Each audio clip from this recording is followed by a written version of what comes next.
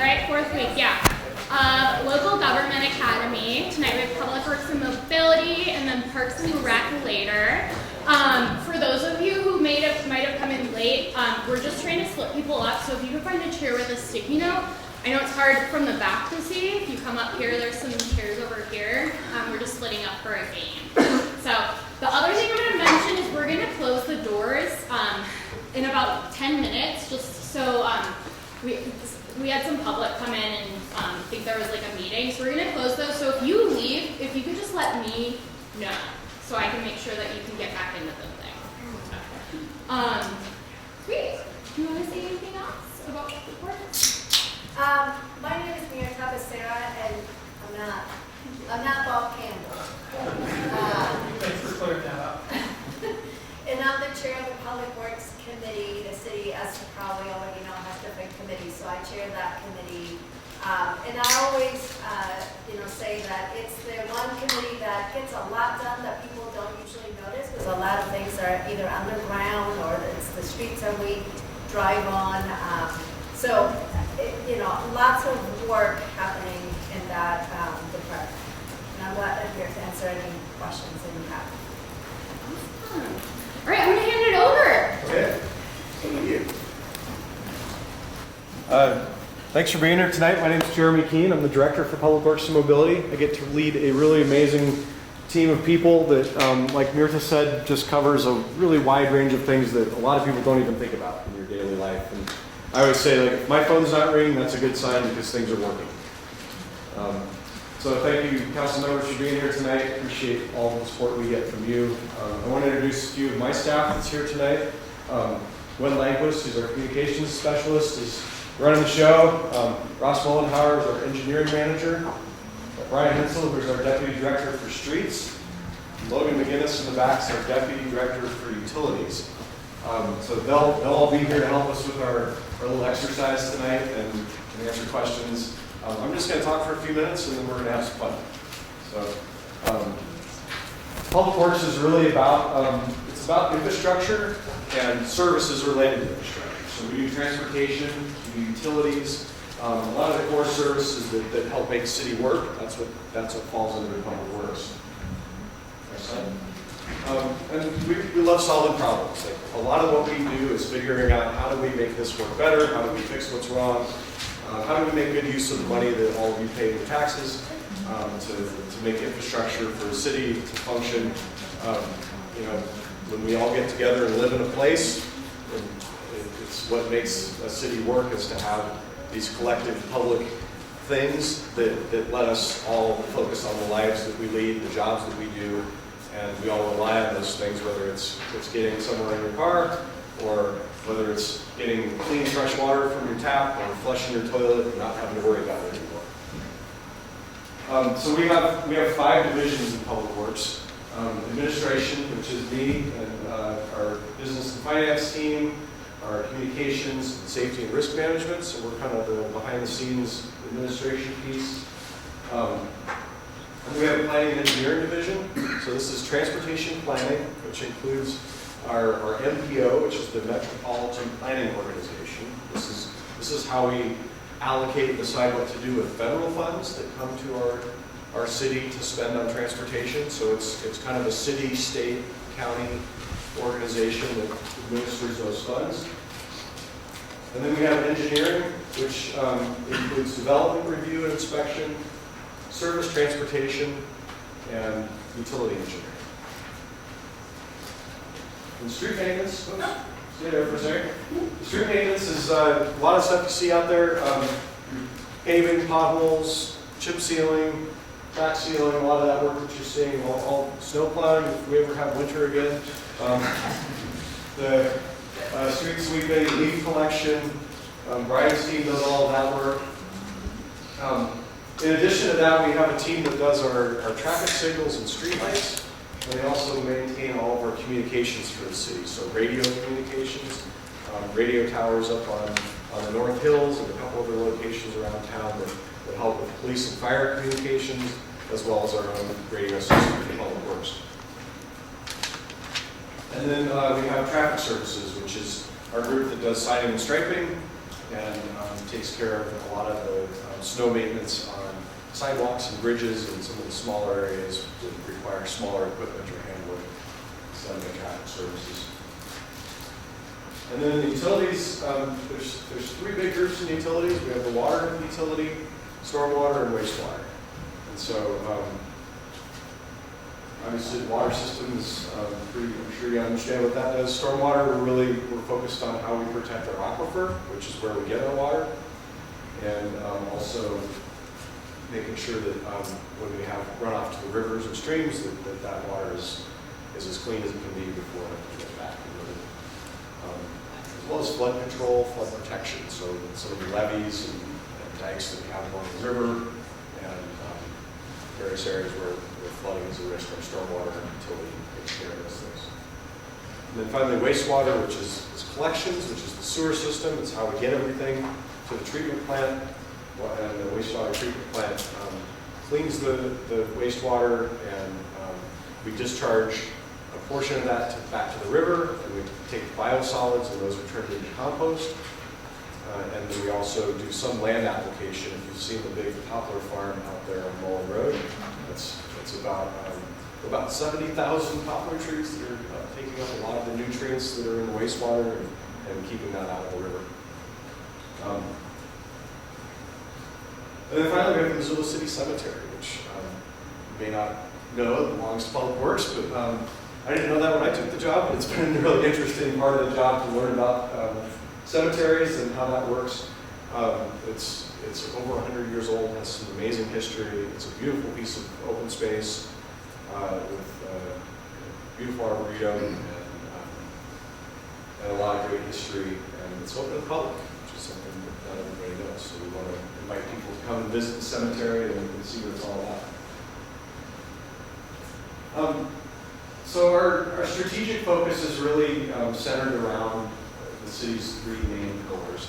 And this is what is coming from current leadership with the city, with the mayor, and really focusing on how we create thriving, peaceful neighborhoods, a safe and resilient community, and response-driven, data-driven, sustainable government. So this is kind of our three main legs of the stool that we're working on right now to really make sure that we're providing not only good services, but good, effective government in what we do.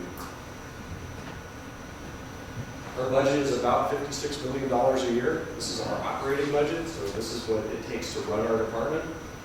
You can see that the majority of the revenue, that orange piece of the pie, is charges for services. So these are rates. These are the utility rates that we charge or other fees that we charge for the services we provide. So it's not property taxes. Property taxes makes up the other piece of the pie, which is that blue section.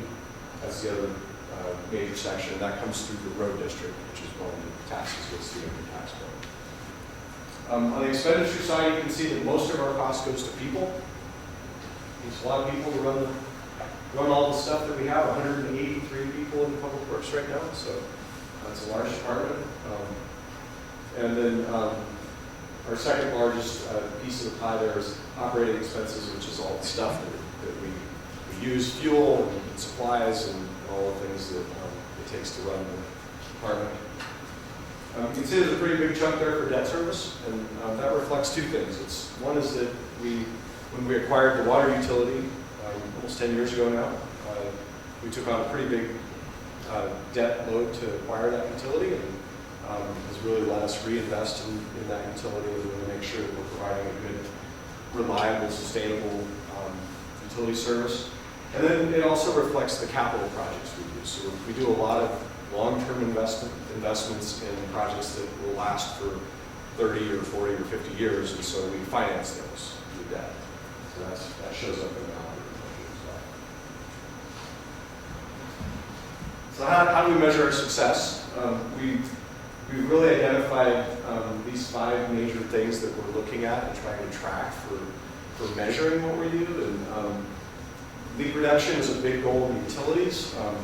Water in particular, when we inherited the system, we were leaking a lot of water. Over 50% of the water that we're pumping out of the ground was leaking out of the pipes and going back into the ground. And so we've made a consistent effort to replace aging water mains and service lines that are leaking, because we know that that's That's part of the cost of providing the service, and it's also a lot of the energy that we use in pumping out water. So we've had some real success in starting to turn that corner on leakage and seeing that investment pay off with declining leakage rates in our areas. Street maintenance, we really look at a couple of things there: pavement condition, and also condition of sidewalks and the amount of sidewalk we have for transportation functions.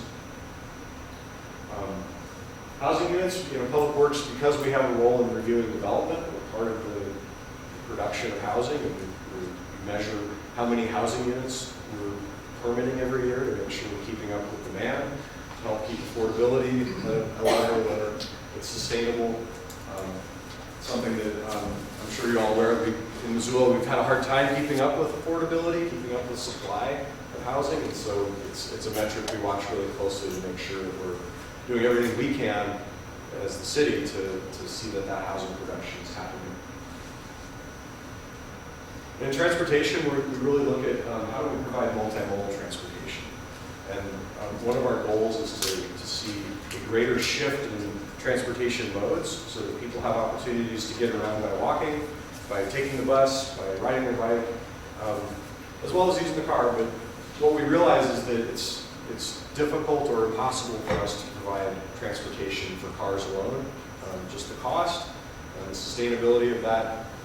I always say, like, even if we had enough money to build all the roads we could build, we wouldn't like the results. It wouldn't be the community that we all want to live in. And so trying to take a balanced approach to how we provide transportation by creating walkable neighborhoods, by creating transportation systems that function for all of those different users, and setting goals around that to make sure that we're investing in that infrastructure in a balanced way.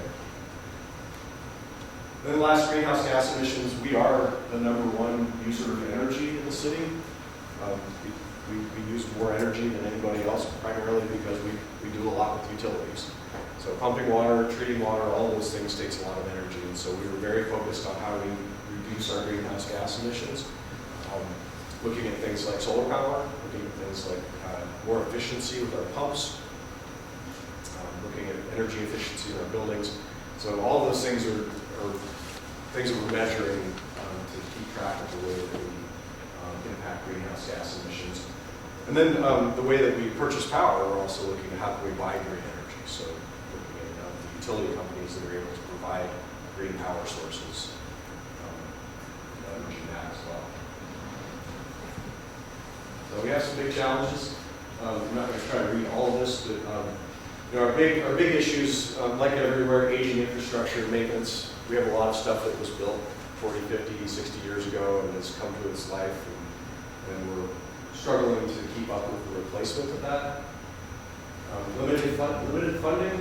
I'm sure in your other sessions and certainly in your last session when you get to play with the actual budget, we're very limited in the ways that we can raise revenue in Montana. So funding is a challenge for us in terms of taxation and also in terms of what comes to us from other sources, grants and federal money. It's difficult to find funding for everything that we need to do.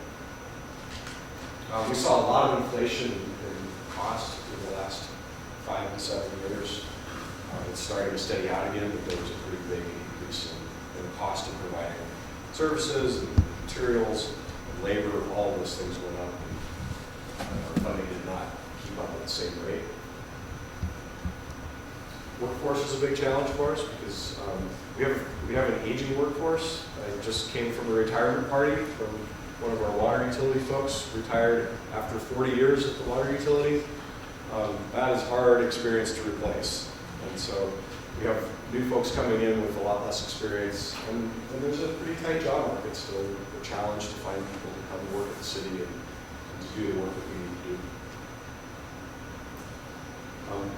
Environmental best practices and compliance is something that we are always challenged with, and doing what we need to do, but also keeping one eye on the environment and sustainability, what we want to see for just long-term impact on the community and the environment. And then finally, increased service needs related to growth. So as the city grows, we have to grow, and adding additional staff and additional equipment so that we can keep up with the size of the city and the demands that we have on our services. So there's a lot there. We're doing a lot of things. I think we're doing some really innovative projects and some things that are a little outside the box when you think about it. These are a couple examples of projects we've done recently. The Grant Creek Restoration Project, if you've been out to the airport recently, there's a big sandbox out there with a lot of dirt getting moved around.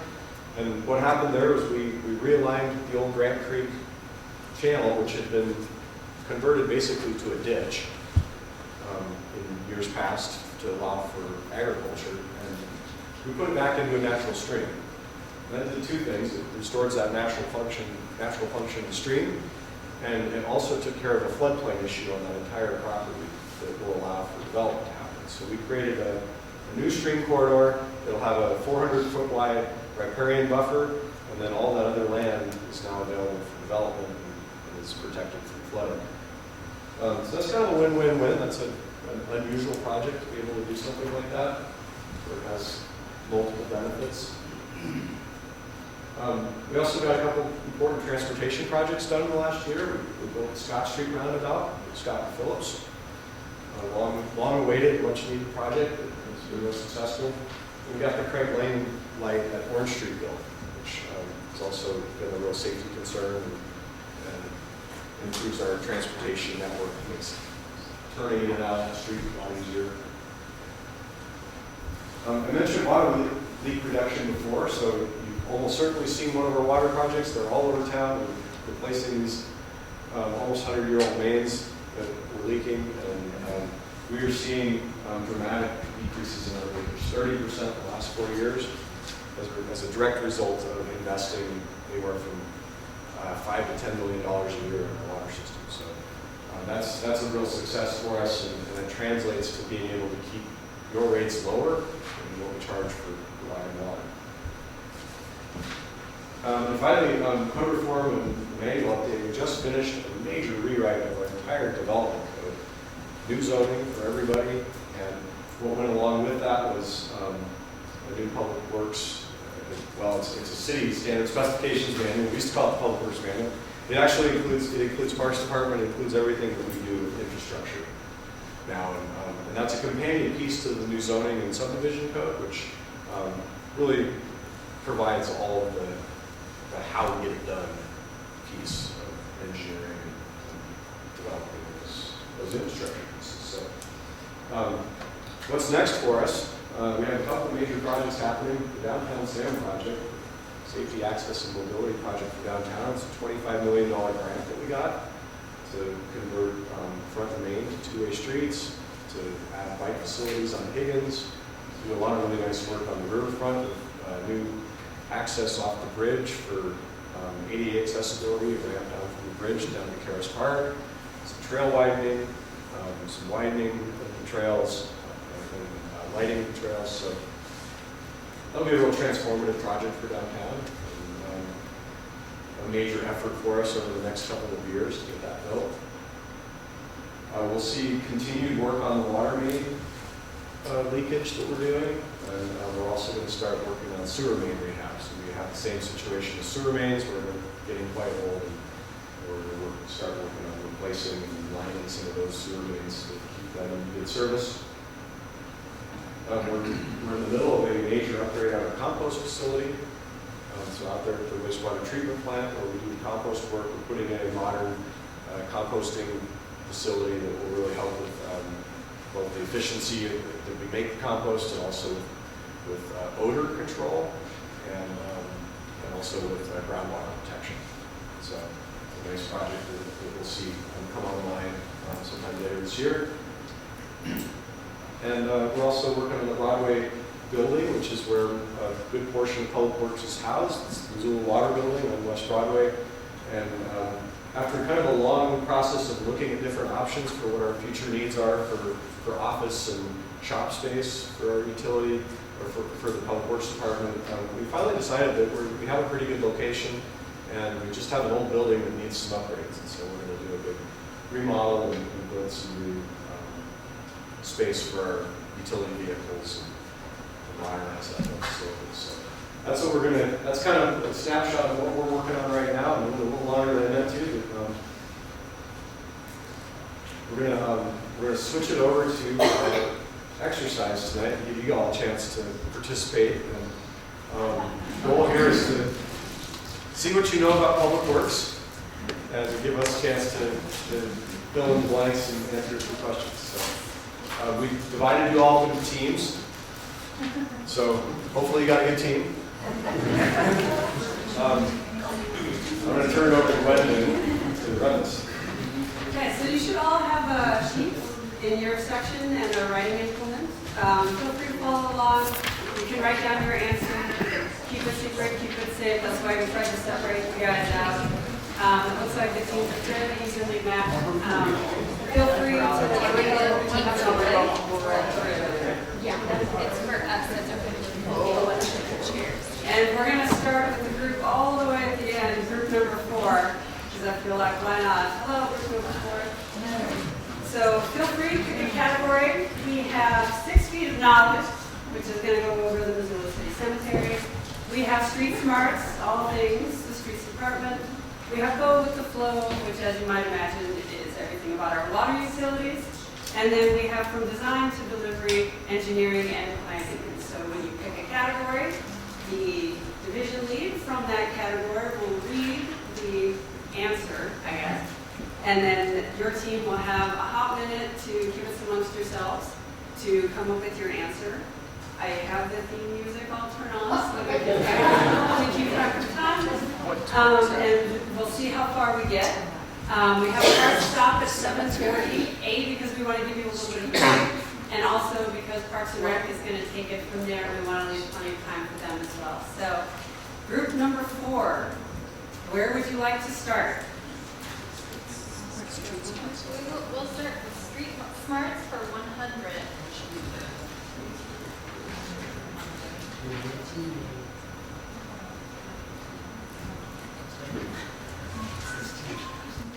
Oh, I gotta read it. I've never done Jeopardy before. All right, 2024, the Streets Division passed 21,758 of these across the city of Missoula. What is a pothole? There you go, perfect, 100 points. And hopefully before I retire, that number will be 0 one day. So, they get to write that down, or do? Yeah, so I'm also keeping score, so I'll write down 100 points for team 1. A thinking person would have set this up to show that it's already been clicked, but that's why I'm also going to keep track of what's been marked off. So since, let's just keep it, let's give everybody a shot. So we'll move on down the road. Group number 3, do you guys want to pick a category? Oh, no. Can you do one? Yeah. I'll go with the flow for 100. This is Logan. All right, the city of Missoula gets its drinking water from this underground water source. What is the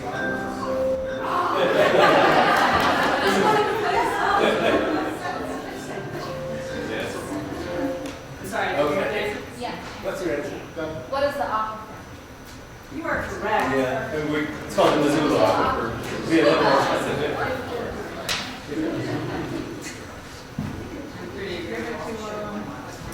Okay, so moving down the line, we have group number 2. What categories would you like?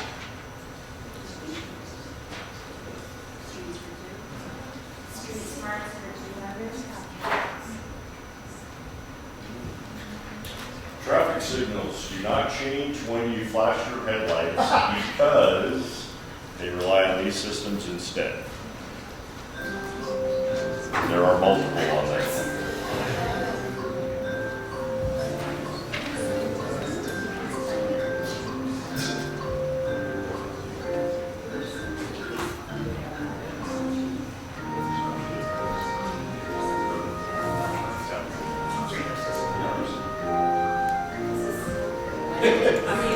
What is an embedded sensor? I'm sorry? What is an embedded sensor? That's one of them, yeah. Four timer. That's, yeah. But we also, yeah, those are magnetic detection loops that are buried into the asphalt. We have radars, we have cameras. What was the other one? Oh, that's it, radars and cameras and timing, so I'll give you that one. And they cannot give you speeding tickets. We do get those calls occasionally. Yeah. How many smart signals do we have? How many smart signals? Or What what, would you call a smart signal? ones that know that what the traffic's doing and change when you let go up the red light, there's no error.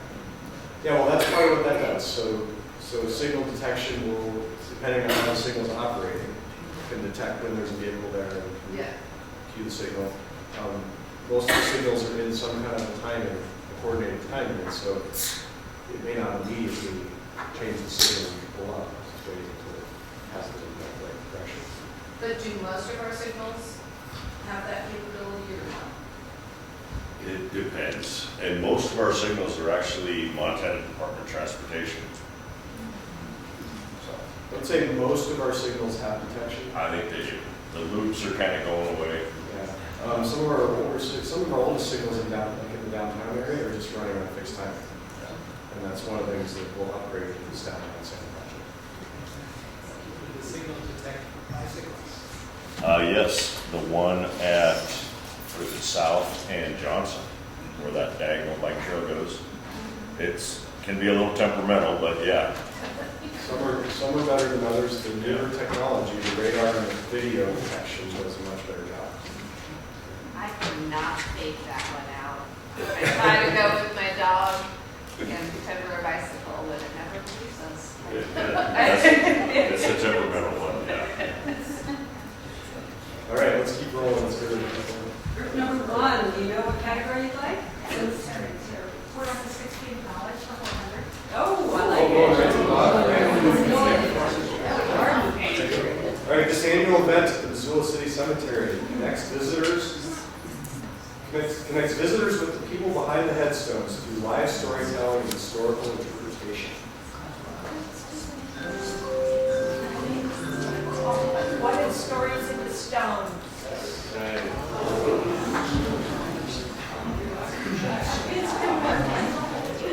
So we are tied across the board, which brings us all the way back to team number 4. What? Oh, no. I was just testing you. The rest of us get 300 more points. I was an art major, there's not a lot of math involved. All right, so we do have team number 1 is in the lead with 400. Everyone else has 100.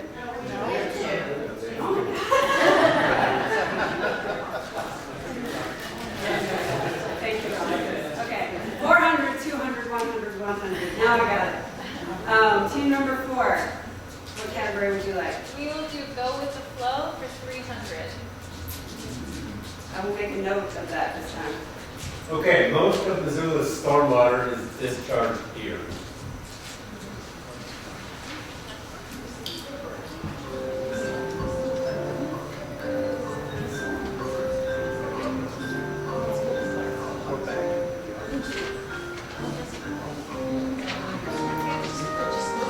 Okay, there it is. What is back to the Clark Fork River? That's not correct. So Okay. some of the stormwater along, say, in the downtown area is piped to the river. So we're But- half right. We're partially right But most, like probably 80–90% is discharged just right into the ground. Into the- Most places you'll see those slotted grates, they're not connected to a pipe. It's called a sump. And our gravels are so porous, the water will just go into the ground. I think we So we should tricked get you, sorry. 10% of those.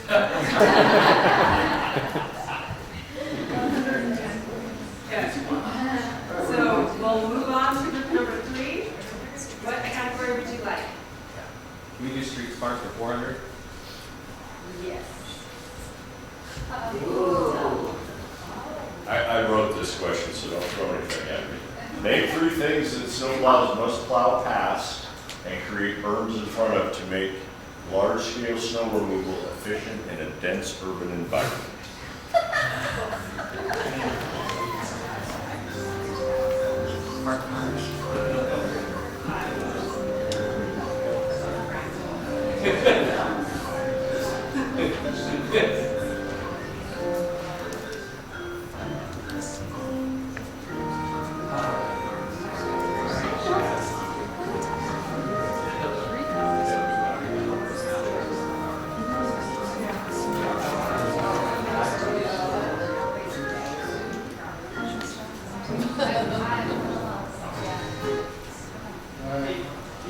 is alleys, parked cars, and sidewalks.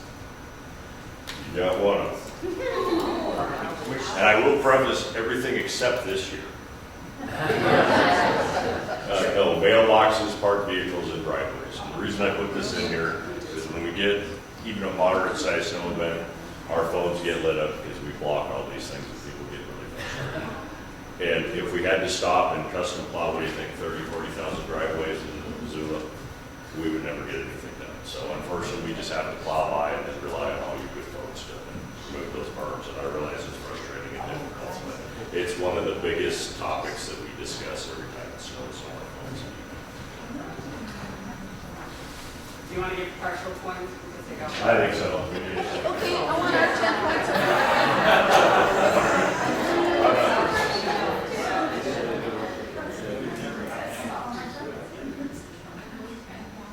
And group number 2. Oh, wow.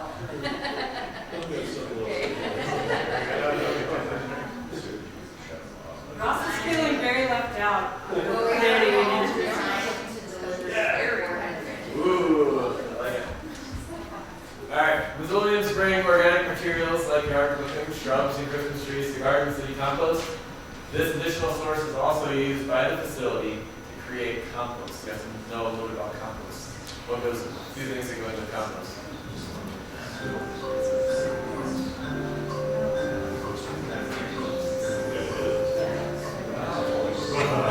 Wastewater or biosolids. Correct, I think. Right, so you need your greens and your browns, you know, it's making compost, right? Those are your greens. The browns are the organic. Also, the most interesting city facility that exists. And it's our prize for tonight. The winning team gets a city compost bag. By composting our biosolids, we avoid taking all of that to the landfill.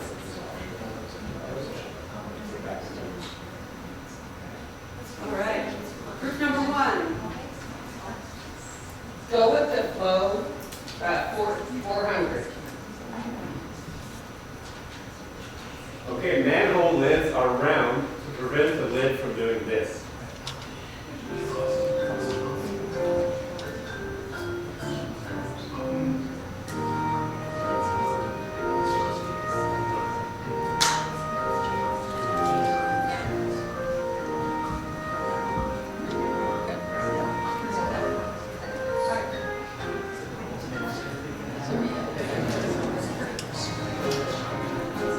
All in here.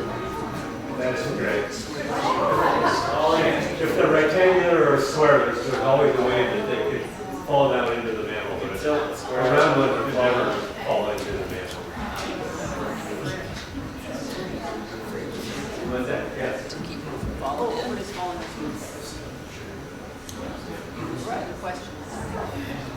Sorry, I'm mathing. Okay, so we are back to group number 4. Do you know what category you'd like?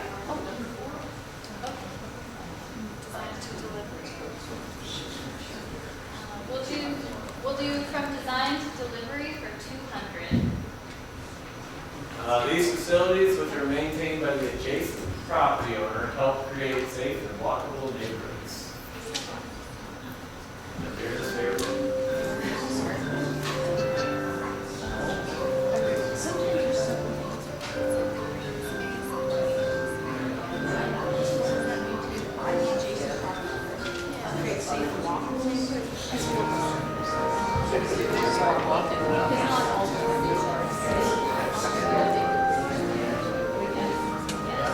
Okay, we're ready. What are the sidewalks and boulevards and green space between sidewalk and street? Absolutely. Good. Extra credit. Yeah, yeah.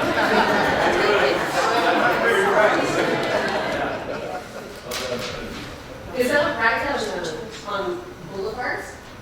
Yes. That's They are Required. maintained by the adjacent property owner, yes. Boulevard is the space between the sidewalk and the curb. And that is with the tree growing there, you're expected water, you're expected. Oh, I thought you meant like in the middle, what is it? That's a median, you're thinking of you. Okay, I Between driving and school. Okay. Only if you want to look.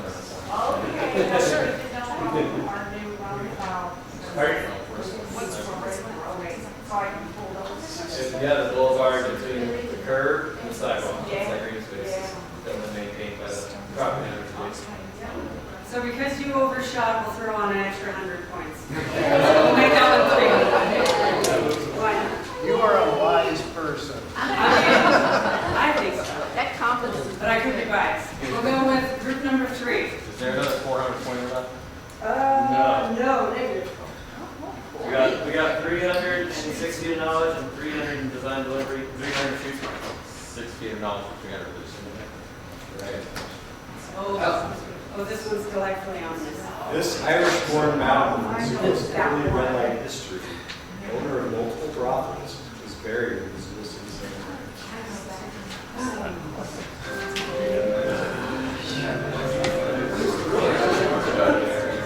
This is not my question, by the way. Not my question.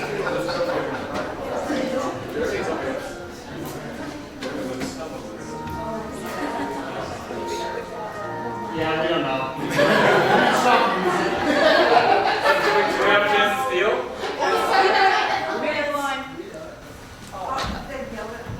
Yeah, sorry. Who's got it? Aggressive. We don't have a buzzer system, so otherwise just for free. You know it? Well, count. I clicked too soon. We gave it away. I know. Mary Gleim, so, and the history on that is that her tombstone faces the railroad, so that she could keep an eye on her boys.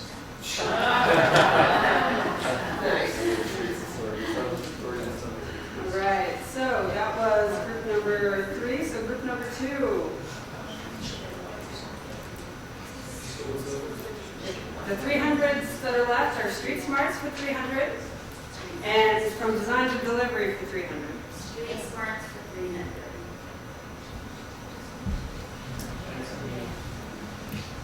All right, main roads, emergency routes, and high traffic streets are cleared first, according to this city plan, before residential streets are plowed. What is it?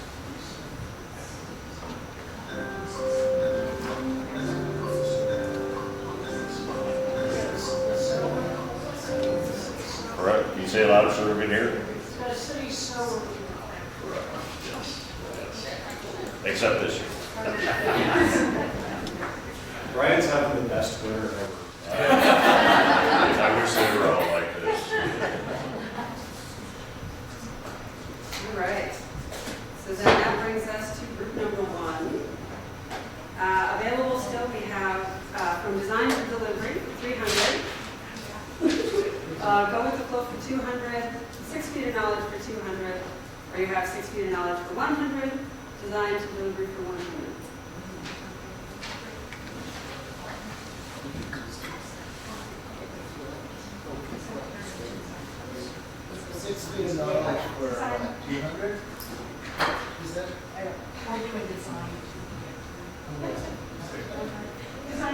For 300. I like where your head's at. From the street to your house, this underground pipe is typically owned and maintained by the property owner. Sure. What?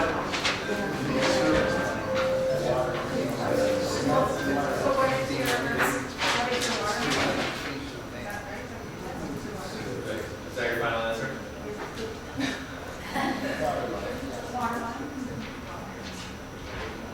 Logan's not listening. Is water line acceptable? We'll get maybe for half point. It's confusing. In the engineering world, we call the main, the line, the big pipe in the street is going down the street. That's always called the main. And then from the main to your house is called the service. So you can service or well, you got water line. Water service line, yeah, or sewer service line.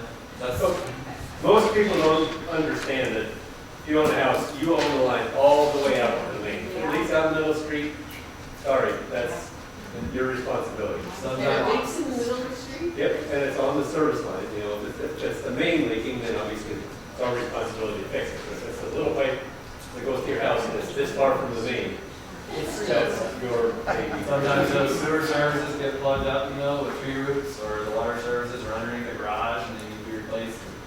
Yeah, you won't realize that it's a very expensive problem to fix.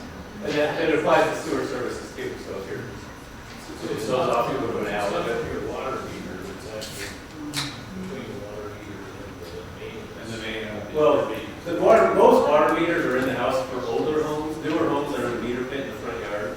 But even, the only thing that we own is we own the meter. We don't own the meter pit.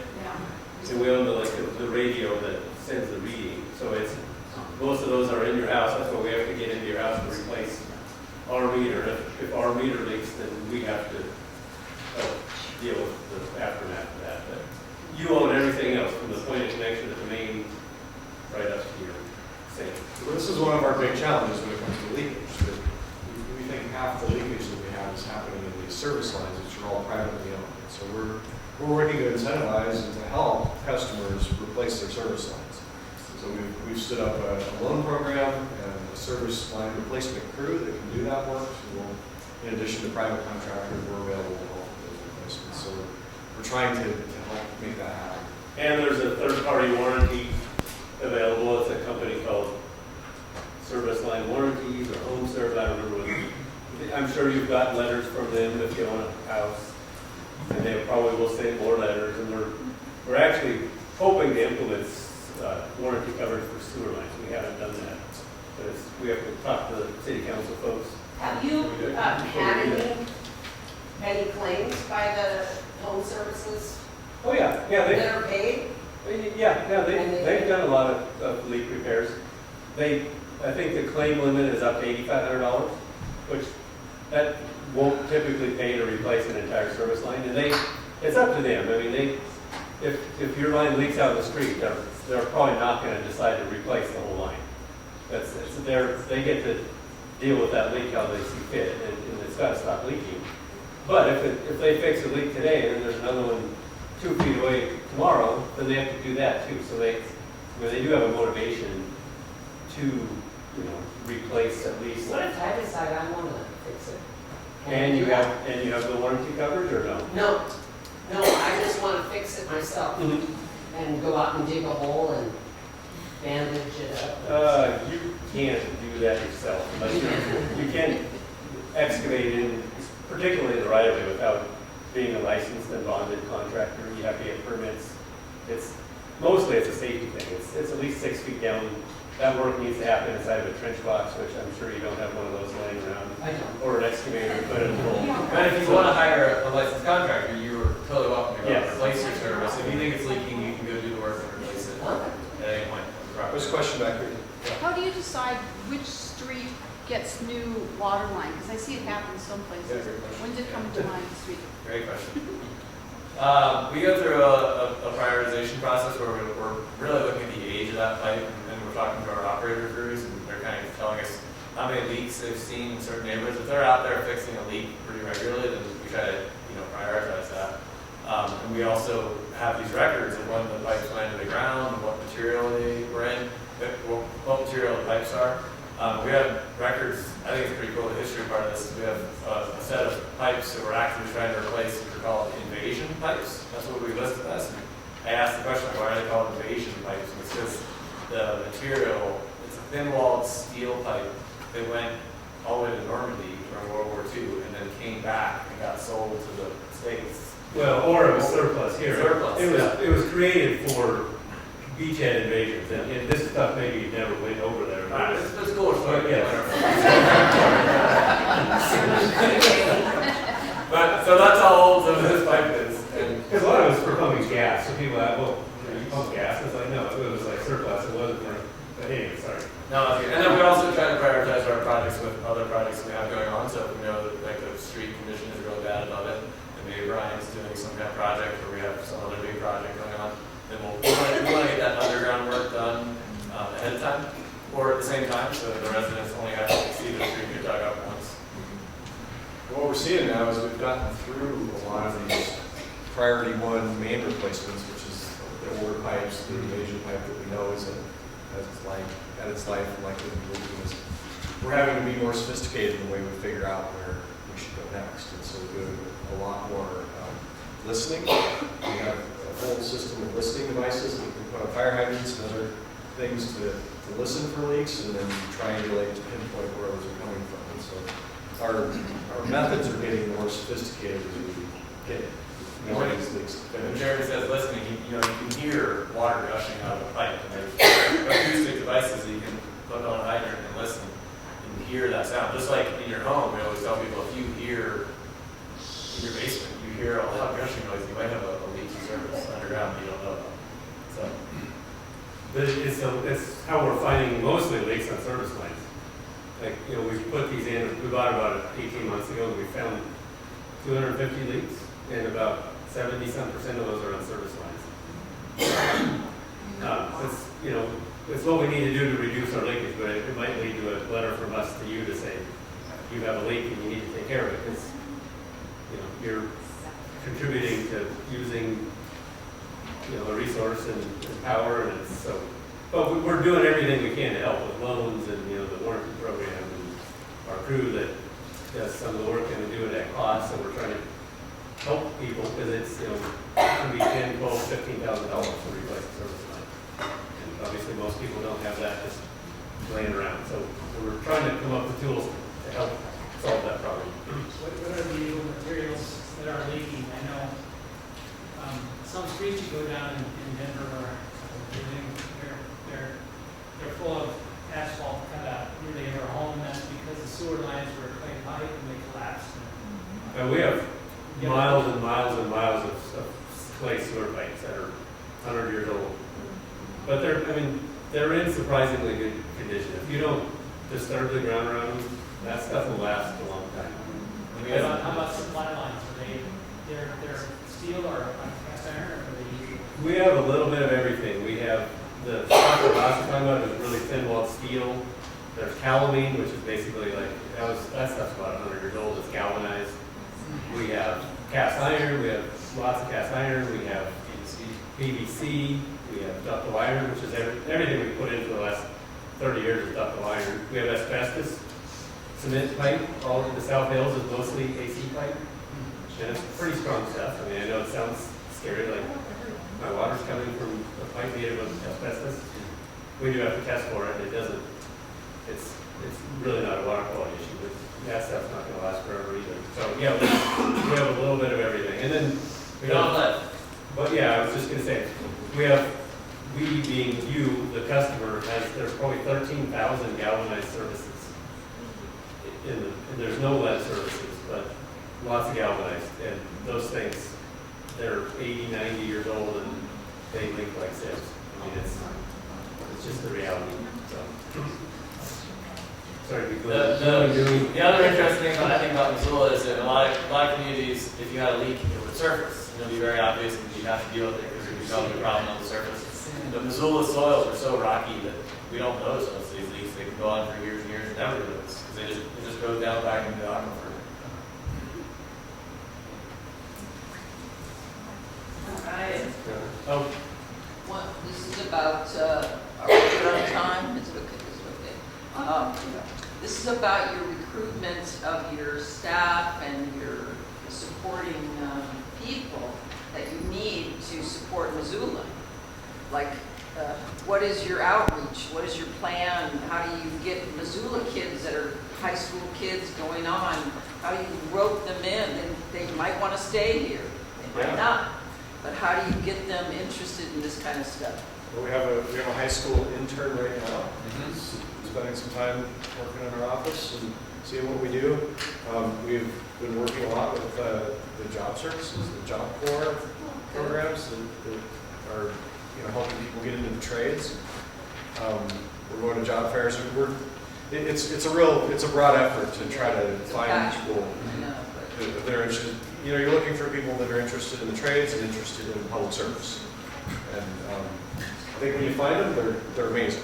We have, like I said, we have people that stay for 40 years and make a career of it. So we're going to add that City Council created an apprenticeship preference program so that when we award a project, a public works project to a contractor, we actually will give a preferential advantage in the bidding process to anybody that can prove that they have apprentices through the state program. There's actually a state Department of Labor program for apprenticeships, and if they can prove that they're following those rules and have those apprentices on staff, then they get that preference. And so we're trying to create, as Jeremy said, apprentices in the trades as well. Can I dig a well in my yard? Yes, for irrigation. There's nothing preventing irrigation wells from being drilled. You can't, if you're within 200 feet of a water main, you can't drill a drinking water supply well. But yeah, there's no prohibition against irrigation wells. And then there's properties with irrigation wells, and they were grandfathered in that also have drinking water. They can't be connected. You know, you can't have a irrigation well connected in the house to a And if you do drill a well on your property, then we would require backflow prevention if you also have a connection to our system. Because what we don't want is other sources of water that could easily be plumbed through hoses and whatever in your house and contaminate our system. So that's if you're a place that has a pump off of an irrigation ditch, you should have a backflow preventer protecting our system. Did you say 200 feet from a water? Yeah. That's what I need to hear, thank you. Well, it's 200 feet from the structure to the main, I think is how the code is written. Reach out to the engineering department. So that brings us back to group number 4, actually. So you guys can pick from some of the remaining categories. We have 100 points and 200 points under 6 feet of knowledge. There's 200 points available under Go With The Flow. So if you really want to know more about water, there's one question left.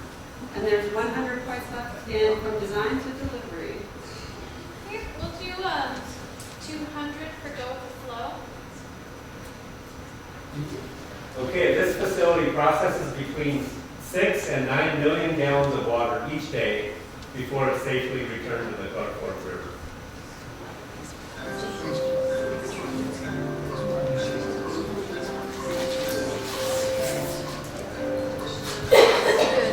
What is the Missoula wastewater treatment system?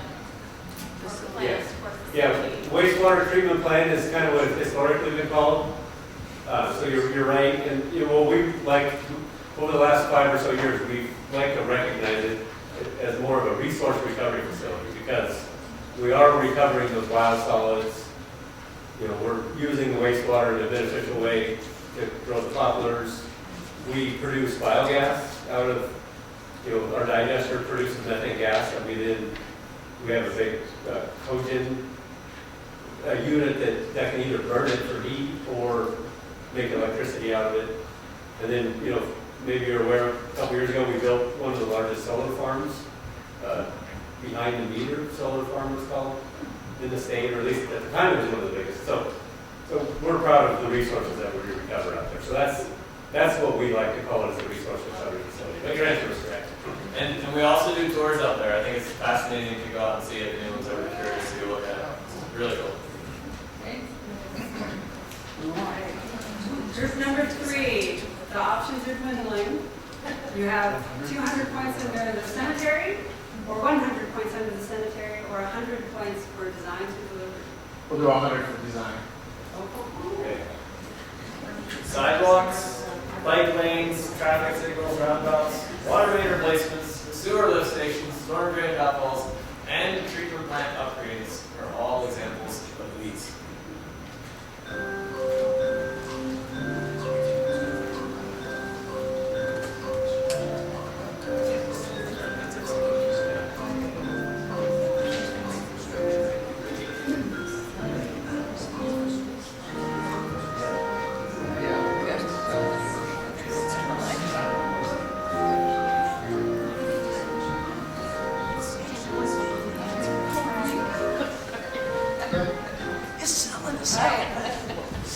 What is city infrastructure? I think we should give them that. Yeah. This is our answer, but really, the question was worded, so you wouldn't know it's projects for infrastructure. So yeah, I think that's our point.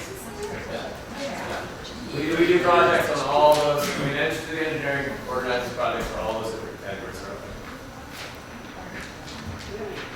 So group number 2, your options are cemetery or cemetery. Do you want 200 points or 100 points?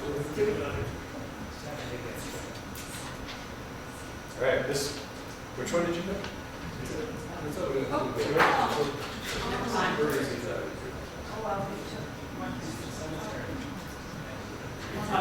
All right, this environmentally focused burial option emphasizes minimal processing and natural return to nature.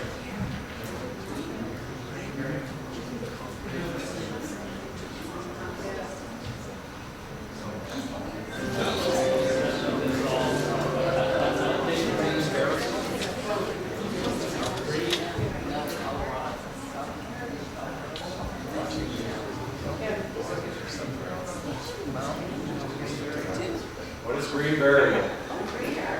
Okay. So we just recently started a lot of Missoula City Cemetery. So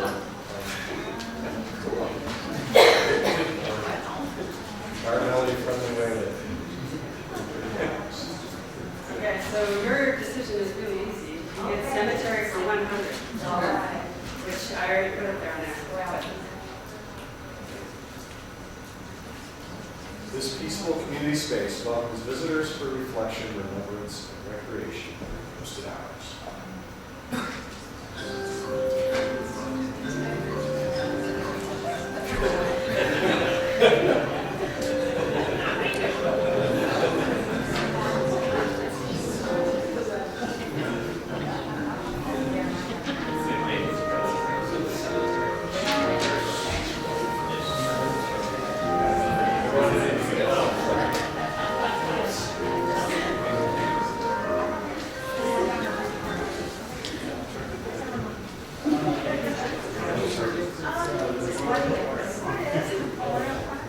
So close. Memorial Park. Okay. This was a real softball. Missoula City Cemetery. But yeah, I think they get it. Okay, so that brings us to Final Jeopardy. We have team number 4. You are at 600 points, provided I'm mathing correctly. Team number 3, you are at 400 points. Team number 2, for you, you're at 1,000 points? 1,100 points. And team number 1, you are at 950. We show 1,500.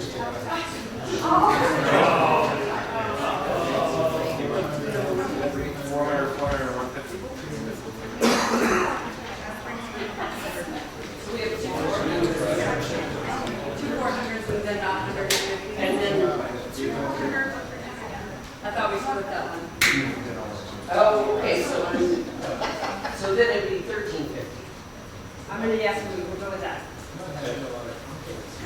Okay. So, Final Jeopardy. This is your question. I'll let Jeremy read it. So if you remember Jeopardy, the way this works is you all have to write down your answer. And then how much money you're going to wager, right? And then we'll each get to see your answer. So the question, often unnoticed when something goes wrong, this essential network protects public health, supports the economy, and keeps daily life running.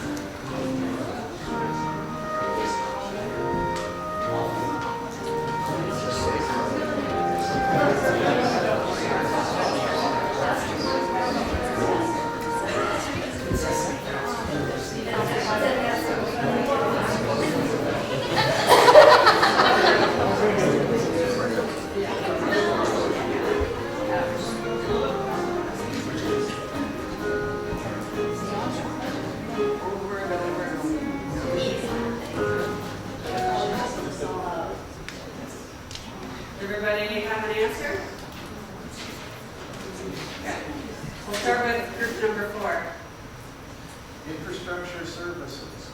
Public works. Public Works and Mobility. That's correct. And what was your wager? 600. Like, what did everybody have? Public works and mobility. 400. What did everybody wager?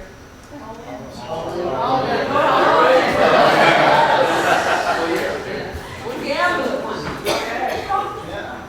So then I guess that makes you our winners. Yay. And we have this lovely little for you. And we have a little bit of time left, which is good. So if you have questions, these gentlemen have answers for you. Yeah, so thank you for playing along. We hope this would just generate some questions and discussion. We have a couple more minutes, so I can take a couple more. And I see lots of hands, so we'll start with you, sir. So I just recently moved back to the state after 30 some odd years, and the city councilwoman that was on day one was talking about how water changed, and then she made it sound like that it was basically spun off on its own thing, that wasn't controlled by city council, that wasn't governed by city council. And then your slide in the budget said a lot of your debt was by purchasing the aquifer or city water. So I'm totally confused on how this city water is run as far as controlling the aquifer. She made it sound like it was kind of spun off on its own company, the city council didn't have control over. But a lot of the debt by your department has to do with water. So I'm totally confused. Yeah, so the Mountain Water was a private utility until about 10 years ago, and the city took it over, acquired it, and so now it's part of the city. It is part of our public works department. Is part of the budget that the city council oversees. It has its own fund, and it's what we call an enterprise fund, and so we operate under a separate fund that is run based on the water rates that we charge and the expenses that we incur. So that's probably what that nuance was. So you bought the water from the original water company for the city. I was kind of under the impression that there was some sort of fiasco that was going on 10 years ago, and to solve it, the city got rid of it or moved it onto its own thing or something. So I had to back. It was a very big deal. I was a well, so the city used eminent domain, used condemnation to acquire the water company, and it went to court. It went through an extensive legal battle. Is that because they were trying to charge too much and do too much? Or? Well, Mayor Engen at the time thought it was important that we own our own water system. We controlled the way that the water system was run, and the cost that we charge, and the quality of the system. So it was a move to ensure the long-term future of our utility. The courts agreed that there was necessity there for the city to acquire it. That the system was at the time it had been sold to Carlisle Group in California. And there was a lot of concern that there wasn't attention being paid to the system, and that it was an out-of-state owner and really just being there for profit. And so now what we get to do is we reinvest the profit. And just to add, so the enterprise fund basically means that it's self-sufficient. So all the debt reference and all the costs that are of the project from capital investment all comes from the utility rate charge. So it's not operated by the general fund. But that also means we, council, can't take the money from the water enterprise fund and fund the police services. It is its own standalone entity under the city's. Because they're funding themselves based on the water rates that they're charging. And because of that, that's not a budget thing. I understand that. Oh, that makes sense. Yeah. I would also argue that, if it was run by a for-profit company, that's what created a lot of our deferred maintenance and we're not having to take care of. And, I know that you guys, we talked a lot about leakage, but leakage is important for a lot of different reasons because it costs money to pump water that's leaking out. It also is a big environmental problem to have use so much energy to continually pump water that then just leaks out and doesn't get into our house. All right, let's take two more questions. You have to have a difference in pressure in order to make water flow through a pipe. And there's friction in the pipe, and there's leaks in the pipe. At my house, the water coming into my unit is running at about 100 PSI, which is a little over code. If you were building new or if you were paying attention, you probably want to put pressure reducers. That's complicated for a variety of reasons. And obviously, you guys probably are aware of how much pressure you got to have at the well and things. I'm just curious, how much pressure are you at the upper end when you're driving water out of the well into a main? Yeah, I mean, mostly what we do is we pump the water up to water tanks on the hillsides, and then it's gravity fed through the system. But there is a lot of work that has to happen with pressure reducing and getting the right amount of pressure. Yeah, I mean, we typically like to provide 60 to 80 psi, but we have one system that's 200 psi. Like, there's nothing saying we can't provide water over X amount of pressure. Yeah, if you're going to build a house, plumbing code now says you would have to put a pressure regulator on your house if it's over 80. But we have, like Jeremy said, we also reduce the pressure in different places because we like to keep the pressure lower. But there are some places where, like you're saying, where it's 100, 120 psi, and it's even that little bit that's 200 psi to maintain. So it's kind of variable. Because Missoula is built in a valley, but then the homes go up the hills, the pressure has to change as you go up the hills. Because we have, what Logan is saying is we pump up to these tanks and provide pressure below that tank, but then we have to have different pressure zones going up the hills. So we have more. So it just depends on where your house is in your respective zone, and about how much pressure you might see versus your neighbor might see. If your neighbor's higher up, they're going to have less pressure than you might have. Yeah, we have 47 different pressure zones in this. It's a very complicated distribution system. All right, let's take one more from over here. Who else? Yeah, since our water comes from the aquifer, are we monitoring how much we take out versus what goes in? We hear stories about places taxing their aquifers and the ground dropping down. I would assume we're paying attention to that. Yeah, we're very fortunate to have a very good aquifer. We did take a look at that recently to ask that exact question. Are we at risk of what we're seeing in some other communities around the West? Yeah, we monitor the levels in most of our wells with pressure transducers, so we know exactly what the levels are at any time. But like Jeremy said, we hired a local guy who's really knowledgeable, had some kind of fancy data analysis tools because you can look at it and say, well, this year it looks lower than next year. There's a lot of data there. So we needed kind of a big data approach, and so sort of did this study, and it kind of showed that the aquifer's been really resilient. Actually, the total volume of stream flow, which is really what drives the aquifer, is how much water leaks out of the Clark Fork River. Surprisingly, over the last 5 to 10 years, there's on an annual basis there's been more water in the Clark Fork than there had been in previous years, which is that's kind of counterintuitive. We don't have the same big peak flows maybe because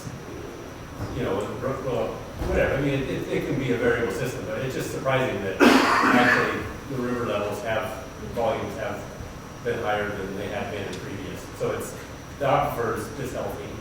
But it doesn't mean it couldn't change.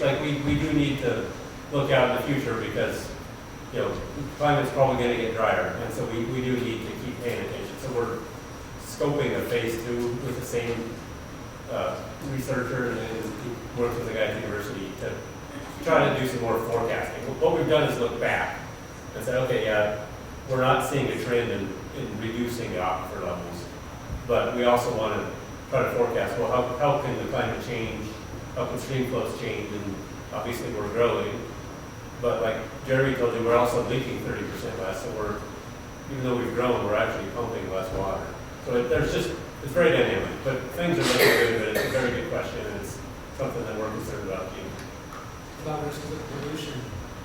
What's that? Risk of pollution with a really poor. Yeah, there's nothing protecting our aquifer. There's no confining, whatever you dump on the ground, it's going to end up in the aquifer. So the good news is we have 38 wells spread around the valley, and so that does protect us somewhat. We have closed wells in the past,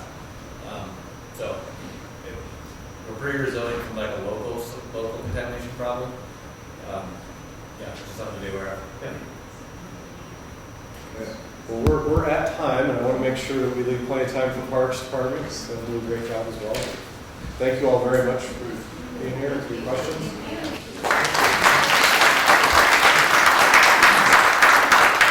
We'll take 10 minutes if you could be back here at 7. All right, do we have everyone back here? Sweet. Well, we have Parks and Rec next, and I'm gonna pass it over to Amber. Cheryl, I'm Amber Cheryl. I'm the Climate Conservation and Parks chairperson on City Council. And I think that the name of the committee is pretty descriptive of what it is. We have our energy and climate team that is part of, goes under climate conservation and parks. We have our parks department, which also houses our conservation lands and our open space. Lots of initiatives under that, and I don't know exactly what you're going to cover, so I'm just going to pass it off to you guys and let you take it away. Thanks, Amber. So, welcome everyone. My name is Marina Yoshioka. I'm the new director for the Parks and Recreation Department. And before we begin, I want to introduce the team that I have with me here tonight. I'm Ashley Bricker-Wells. I'm the UV Experience Specialist. And I'm Nathan McLeod, sorry I'm in the back, Associate Director of Planning, Design, and Projects. So tonight we're going to learn about parks, and then we're going to do a fun little activity that will hopefully help you guys better understand what we work with. And so, welcome. I like to think about parks as if you want to understand a community, look at its parks. Parks are where we as a community express our values. It's what we invest in, it shows who we prioritize, and also how we care for shared spaces. At its core, I think Parks and Recreation is one of the most wholesome. Can you go back? Sorry. Gotta stay here a minute. At its core, Parks and Rec is one of the most wholesome programs and departments the city operates. So I hope you guys are ready to have warm, fuzzy feelings as we work through this presentation tonight. Parks and Rec is where kids learn to swim. It's where families gather for birthday parties. It's where someone recovering from an illness can take their first walk outside. It's where neighbors build community without needing to buy anything. Parks are simple, they're accessible, they're human, but what many people don't see is the complexity behind delivering these services, and that's some of what we're going to talk about tonight.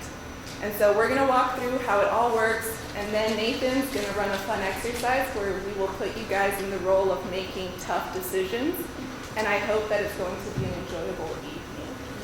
Next slide, please. So why do parks matter? Parks provide multiple things that help not just keep humans healthy, but also communities. So think of access to nature. Think about social belonging. You can go to a park, you can build relationships, you can have a space, a third space that belongs to you and others. It's where we practice sharing and feeling like we belong somewhere. And that's something that's really important, especially in today's society, as people feel isolated from each other. And so parks matter a lot. They also provide opportunities for youth, adults, senior citizens. It's an aspect of the city that truly touches everyone, no matter what stage of life they're in. And they also help bring economic vitality, right? Like they bring people to areas, people spend money sometimes when they're out and about, and so they're part of a whole economic engine. Next slide, please. And there's not only benefits to the individual and the community, but there's value as a whole to residents. And here is a long list of them. I won't read them out loud because that would be boring. But basically, think about how parks strengthen relationships, strengthen ties, and strengthen people's understanding and feeling of place. And all of that's really important to build strong communities, which we need in order to support each other through life. Next slide, please. So this is our mission. Parks and Recreation provides places, programs, and services essential to our quality of life, reflects community values, fosters a sense of place, and develops and preserves infrastructure and lands critical to supporting a healthy community. I had to read that one because that is official. Next slide, please. Now I'll turn it over to Ashley to talk a bit about the services we deliver. Thank you, Marina. Thanks for joining us tonight. I love the Local Government Academy. It's a super cool program that we do here at the city, and it's just great to see everybody who's so civically engaged, learning about what we do at the city. And so what we deliver at Parks ranges from, as Amber was saying, parks and open space, some of our climate conservation work, our recreation programs, which, as Marina mentioned, encompass all ages. We've added, we're very well known for our after-school and out-of-school programs, our community school programs, but we also have, in the last 6 months to a year, added a lot of programs for middle school students as well as aging adults. So aging adults are one of the largest growing demographics in our city, and it's really important that we offer recreation services and programs for folks that are a little older. Aquatics, we have 2 aquatics facilities that are run and owned and operated by the city, so Currents and Splash, Montana. Our urban forestry program, so there's a person working in a tree right up there on the screen, and so the boulevard trees and some of the stuff that Public Works were talking about, the medians and boulevards and all those trees, those are city trees and they're part of the urban forest. Our trail system, so anything from the Bitterroot Trail up onto Mount Jumbo, Mount Sentinel, etc. And then our facilities and rentals, so if you want to have like a birthday party in a park, or if you want to rent, a little shelter to have a barbecue or a graduation party, you do that through Parks and Recreation. So our just a bunch of statistics to show the breadth and scope of the work that we do. We do a lot with what we have. We actually do quite a bit more with the staffing and funding that we have than other communities our size. We have 68 developed parks, which is 511 acres, 42 playgrounds, 45 bridges and docks, 22 miles of commuter trails, 2.4 million square feet of landscape medians and right-of-ways, and 36 picnic shelters and pavilions that are rentable for whatever parties in the park you'd like to do. In terms of our, next slide. We, in terms of recreation services, I talked about the pools. There are 170,000 unique visits to 2 pools, 55,000 hours of field rentals, 7,500 participant days in out-of-school time programming, over 12,000 participant days in summer camps, and $100,000 in scholarships and reduced fees. Next slide. We have 5,400 acres of conservation land, 75 miles of trails, 150 trailheads, over 30,000 urban trees, and over 50 miles of sidewalk and commuter trails. So the scope and breadth of the work that we do at Parks and the area in which we cover the city is very large, and it touches all corners of the community, all neighborhoods, and like Marina was saying, all demographics. Next slide. We also, at Parks and Recreation, a big piece of my position is providing community access, not specific to the scholarships and out-of-school programming, but just in terms of kind of what I was speaking about a little bit before, which is trying to find the gaps in programming and places where we can kind of provide some opportunities for folks that might not already be involved in our programs to become more involved. And so that starts with conversations like this, that starts with relationships, but a big piece of our community access work has really been through our Share the Fund scholarships, which provide opportunities for anybody to access our programs or our services at Parks. I have a flyer up here about this exact slide if you or anyone you know is interested in either contributing to the fund or taking advantage of the fund, so using the fund to be able to come swim at the pool or go to summer camp or do one of our programs. So in fiscal year 2025, so that would be June 24 to July 25, we provided over 400 scholarships for over $100,000. That was for 417 families and 929 community members for aquatics and recreation programs. Our after-school and sliding fee program provided at multiple elementary schools for over $76,000 fee reduction, serving 400 kids and 9,000 participant days.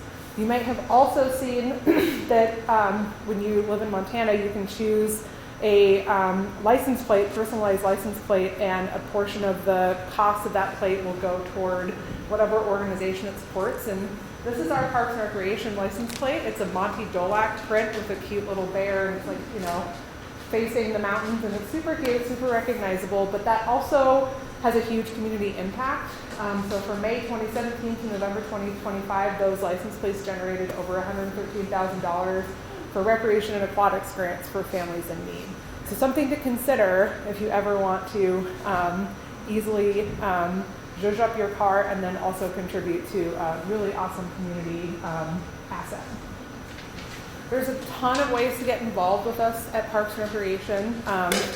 You were asking about recruitment for Public Works and Mobility, so I did want to mention our staff has been going around to all the job fairs this year. We hire a lot of folks during the summer for summer programming, summer camps, and then the pool opens, so Splash opens. But somebody was just at the job fair at the university today trying to reach folks there to let them know about the job opportunities that are available at parks. And we go to those job fairs throughout kind of the springtime to try and let folks know about the jobs at parks, which is really exciting.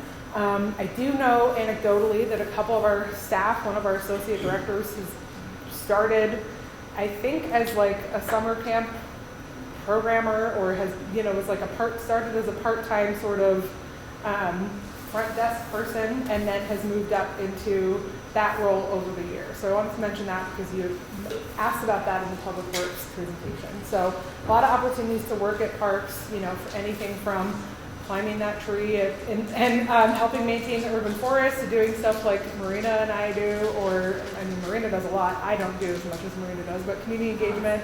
Nathan's a landscape architect. There's, maintenance crew, there's summer camp folks, there's lifeguards, and so we have a lot of really cool opportunities to get involved in the department, and then people tend to work here for a very long time. There's a lot of folks that have worked in parks for a long time. You can also volunteer. We have 2 ambassador programs. We have the River Ambassador program that began in 2021 and the Trail Ambassador program that began in 2022. And you can volunteer to help steward the trails and steward the river, which is really cool and kind of, help contribute to a really important community asset in our open space and our river as well. And then you can also join a board or committee. So we have a lot of opportunities through our park board, and then we have 2 committees that are administered through parks that contribute to the decision-making and structure that Maria will go over a little bit here. And I think that is it. I'm going to pass it back to her to cover some of the business influence. All right, so let's talk about money for a little bit. So how is Parks and Recreation funded? We have multiple funding sources. The important takeaway is that we operate on a $16 million base budget. That's like our core money. And our money comes from the park district tax, so that's our park bond. You'll see that on property taxes. We also have a conservation and stewardship mill levy. That's also on property tax. We have the health levy transfer, the Fort Missoula Regional Park County grounds, and then that green thing is fee for service. So basically all the brown ones are through taxes, and the green one is more of an enterprise. So we charge a fee for a program and get money for it, and so that's how that operates. And that's really important because our enterprise system allows us to offer tons of recreation programs and additional services that we wouldn't be able to offer solely through taxes. So that is the base of how we're funded. And then one thing to keep in mind, because it's government, imagine that money has a specific color attached to it or a specific purpose. So when we receive money through Park District, that money can only go to activities and services that were delineated when the bond was passed. So it can only be used for certain activities. We can't take that money and put it somewhere else where we might think we want to use it. So the money's not flexible. The little categories it comes in, that's where it stays. And so that's why sometimes it can be confusing to try to understand why a certain program in the department might be underinvested in and need like additional resources when it looks like other parts of the department have tons of money. And so it's important to understand that different buckets of money fund different activities.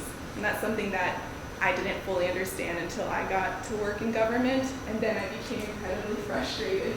Because I was like, what do you mean I can't move this money from over here to, like, this other thing's my priority now. That's not how it works. So just part of the complexity of the base budget. Next slide, please. And so this is where the money goes.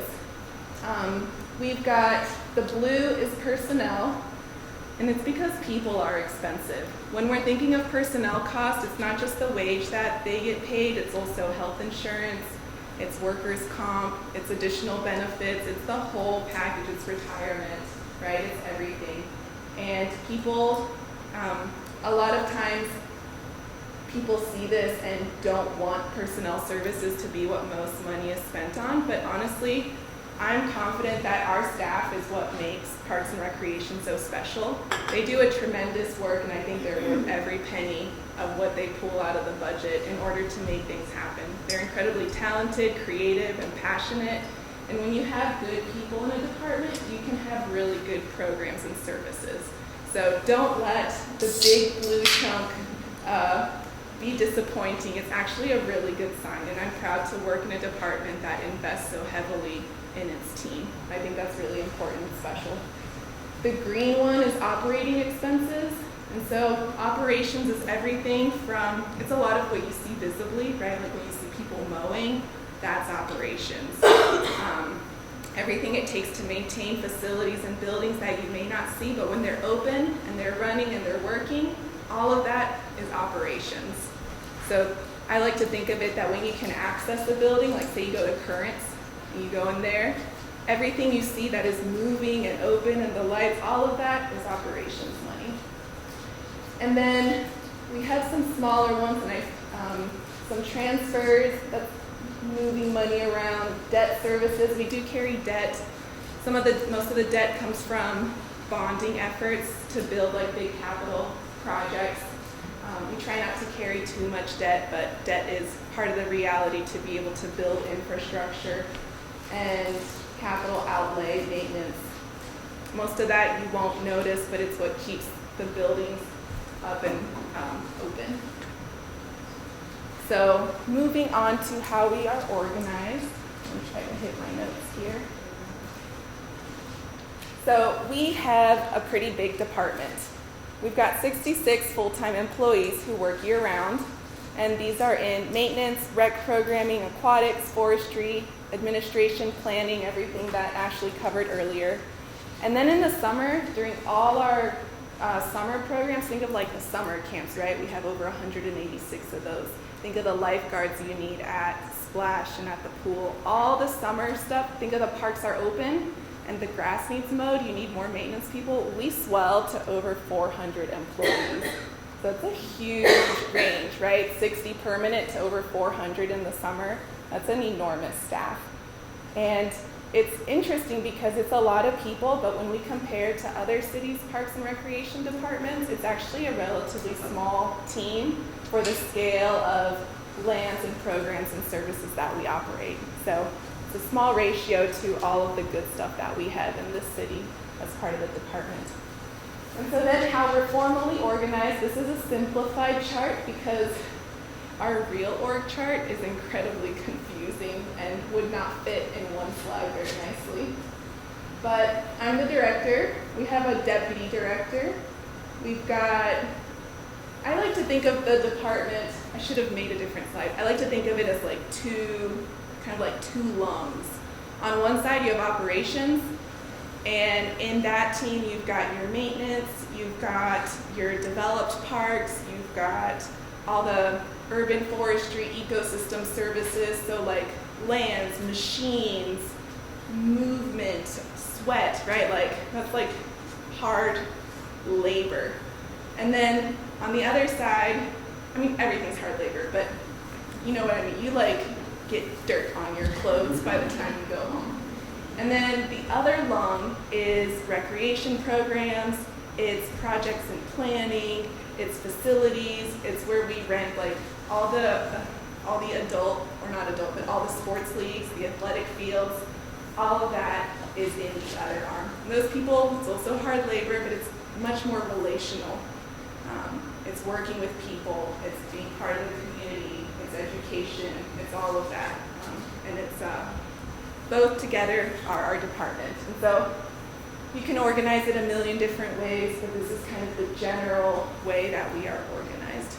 And I'm happy to talk about that in depth later to anyone who cares if you're nerdy about organizational theory. There's lots of ideas out there, but that's how we're organized. And then lastly, I'm going to hit a little bit on councils and board structures. And so our department doesn't operate independently, and we're guided by a Parks and Recreation Board. They are appointed community members who review policies, projects, and long-term planning efforts, and they provide recommendations and a community perspective. Ultimately, think of budget authority and major policy decisions. Those sit with City Council. And we regularly present updates to City Council. I was just up here yesterday, and it was my first one, and I was really nervous, and it was morning, and I shook through it. But we do that to try to get the guidance that we need to move forward with all the projects we want to do. And then we also have other advisory committees. We've got Conservation Land Advisory Committee, Open Space Lands Advisory Committee. So think of one does more of conservation easements, the other one does acquisition of open space projects. All the foothills around the city that belong to the city have gone through those committees before being acquired. And I think I hit all of them. And so next, we're going to talk about city chats in the parks. Yeah, I just wanted to really quickly talk about this program, this initiative that we've been doing for the last few years at the city. We have been, over the last few years, really trying to focus on our community engagement and communication efforts, and we have a session next week to talk specifically about that and some of the ways that we provide information, and then also ways that we provide opportunities for you to provide input to us. But what we've developed over the last few years is a program called City Chats in the Parks. And so some of the policies that we've developed over the last few years include our Parks, Recreation, Open Space, and Trails Master Plan, which we're going to cover here in a second. We have our land use plan, which you all have already heard about probably from our Community Planning, Development, and Innovation Department. We adopted the Long Range Transportation Plan and the Community Health Improvement Plan. And one of the innovative ways that we found to solicit input and community feedback was to meet folks where they're at by having opportunities to chat with city staff in the parks. And so these are some examples of just other ways that, we'll delve into this more next week, but just provide input. As Marina was saying, parks are for everyone. There's a real sense of belonging. There's a sense of I can come here, I can walk by, and you meet folks that you wouldn't necessarily meet at the local government academy or at a city council meeting when you're just hanging out in the park with information, tabling, and asking people what they think. And so I personally value this program a lot and value the interactions I have at this event because we get to chat with folks that we might not always typically get to chat with. And the way that we develop those policies that we've adopted is by doing engagement like this and hearing from folks that we don't always hear from. So with that, I'm going to pass it over to Nathan to talk a little bit about the master plan that we adopted, our Parks Master Plan that will guide our work for the next 20 years. All right. Thanks, Ashley. Nathan McLeod. So I will talk a little bit about Prost, and that's not the German word for cheers. It's actually the Parks, Recreation, Open Space, and Trails Master Plan, which is a 20-year vision for our department. It's going to guide how we grow, how we maintain our parks. It was developed with an immense amount of community input over a multi-year public process, which was coordinated with the 2045 land use plan. And it builds on our previous public processes. So it builds on our 2004 Parks Master Plan. It incorporates ideas from the long-range transportation plan and the community health improvement plan. Next slide.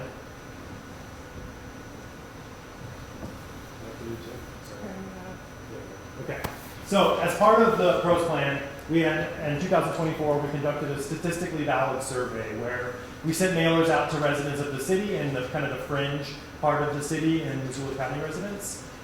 So the top 5 things that we heard from residents, and I'll summarize these, was 91% of residents, if you combine the strong support and somewhat support ensuring that parks are safe. 90% of residents support ensuring that our neighborhoods are walkable. 87% support wanting to implement strategies that maintain clean air and water. And 85% want to ensure that parks, trails, and natural areas are accessible to people with disabilities. And 80% want to ensure that families with children have access to out-of-school, after-school, and summer programming. I don't know anywhere I could go where 91% of people can agree with anything that I say. So these numbers are kind of astounding, if you would look at it. So, next slide. So also during this time period, the National Recreation Center conducted a community survey in Missoula, and they found that 83% and 69% of residents consider the natural environment and parks and recreation essential or very important. And I think when we look back at COVID, our parks were so essential to our community during that time, and we were able to keep operating during that. And I think that's something that we always want to try to remember, how important those open spaces were to our quality of life during that time. Also during this time period, the community health assessment was a survey that led to the community health improvement plan. And in this plan, amongst a lot of other things, what we found was that green spaces like parks were considered a major strength in Missoula, and they were an important social determinant of health. Next slide. Okay, this is you, Ashley. Me again. Hi. And so we adopted PROST last year with the following 7 kind of overarching goals. PROST is a super long document. It's very comprehensive. It includes, like we've mentioned, we have these 4 sort of major divisions that include all these different elements of what we do at parks, and we had to accommodate all of those things in some overarching goals. And so we have 2 that are sort of process-oriented goals, so being forward-thinking and adaptable and building and sustaining partnerships. And so a lot of what we do at parks we couldn't do without community partners, including MCPS and the, Five Valleys Land Trust and the University of Montana and all sorts of different partners that we do a lot of different things with. So that is just one of our overarching goals. And then being forward-thinking and adaptable is really around, this is what we're doing right now. These are the parks that we have. This is the reality as it stands, but what are opportunities that we can look for, and how can we be flexible when opportunities come up, and can we look for gaps that we can fill, in the meantime. The rest are really around elevating quality of life, supporting healthy people, fostering a healthy natural environment, improving connections and connectivity, and enhancing maintenance. These are some of the highlighted recommendations that have to do with just overarching recommendations from the plan. So urban park innovation, needing new models for higher density areas with compact, amenity-rich parks accessible to all residents, supporting both housing density and equity goals, support for the city's urban forest. That one was found in all 4 of our big major planning documents. So as we look to implement the big major planning documents that I mentioned before, we're starting to look at all of the things that are common throughout them, and support for the urban forest and taking care of that is a high priority in all of those plans. A connected green network, so connectivity, that's where we really work closely with the long-range transportation plan, public works, like the folks that we heard from at the beginning of the night, inclusive programming. So as Nathan mentioned, everybody in our city, whether they are a person with a disability or not, support the opportunity for our parks and our programs to be accessible to all people. And so looking for opportunities to make it happen is a big priority. And then a walkable and rollable system. So not everybody is going to be able to walk, not everybody's going to be able to drive to the park, but we want to be able to provide a 10-minute walk or roll for every resident to a park in their neighborhood. And so we have some work to do, but we also are doing a really good job in some areas of town and have some opportunities in other areas. And so that's where we need to be forward-thinking and adaptable. So now that you know everything about parks, right? You feel pretty good about everything. You remember what was on slide 3? No? We're going to do a little workshop where you get to make some tough decisions. And so I'm going to have Nathan come up and introduce it, and then we will get after it. Does anybody have any questions? We'll take maybe like 3 to 5 minutes for questions if anybody has any burning questions. I also have my card up here. I have information for our current rec guide, some stickers if you want to put something on your water bottle, and then again the Share the Fun grant information. But if you have any questions, we can take a couple. Yeah. I think we're really fortunate with what we have already, and I think that's because we've been forward-looking all along. I think it's commonly accepted that we want at least 10% of your city to be in open space in order for it to be livable. And I'm wondering how we're going to, I think we're doing well today, as the city grows, how do we continue to have that same proportion? That means we're going to have to acquire more land to make the open space green. And I see that as a difficult proposition as we continue to progress. So how do you think? I don't need an answer, really. I just need to know that you're thinking about it and that there's a vision or a plan for that. And we have an answer as well. I'll say part of it and Nathan will say it better than I can. Because he's been involved for many years on this topic. But essentially, the PROS guides us on how to consider this very question. And for those of you who couldn't hear it, the question was, as the city grows, how do you ensure that you quoted 10%, but how do you maintain open space in the city as it densifies? I like that song. And I will turn it over to Nathan because he's an expert on this topic. Sure. I'll try and answer it, and you might be able to fill in as well. So PRO says that we set a goal of 10.68 acres per 1,000 residents within the city of Missoula. And so that's based on national metrics from the National Parks and Recreation Association. And so that's a goal that I don't know how exactly it compares to the 10%, but it's based on population rather than like size of the city. If you think about, some cities are much larger, but they have actually smaller residents because they're big yards, right? So as we get denser, we're going to have more people packed into more space, and so we want to have this 10.68 acres per 1,000 residents. We have multiple ways of acquiring it. We open space bond funds, which was a voter-passed bond that allows us to spend that money on acquiring open space properties. So think about now, Jumbo was one of the biggest acquisitions that we made many years ago. We just recently acquired Park on North Scott, which is over on North Scott Street by the Bellagio Apartments. That's going to be a new park that we're working on building. That was using open space bond funds to purchase a park in that part of town that right now does not meet that 10.6 acres per 1,000 residents, nor does it meet our goal of having the neighborhood meet the goal of having a 10-minute walk for all residents from the park. So we have multiple ways. We also, with new subdivision, state law allows us to have parkland dedication as a requirement of subdivision. And so if you look out into the Mullen area, the Sooksicane area, where there's a lot of housing being built and subdivisions happening, those subdividers, those developers are also setting aside parkland to be dedicated for the residents of those subdivisions. So that's another way that we can acquire parklands. We also get donations On occasion, we can get conservation easements, we can get public access easements, and we use those a lot for like trail connectivity. So the Milwaukee Trail, a lot of that trail is actually not owned by the city. The land it sits on is on easement on private property, but it gives us the right to have public access through those. So we have multiple avenues for acquiring more parking. And Marina's right, Prost is the way it's guiding us to where we should be doing that and how we should.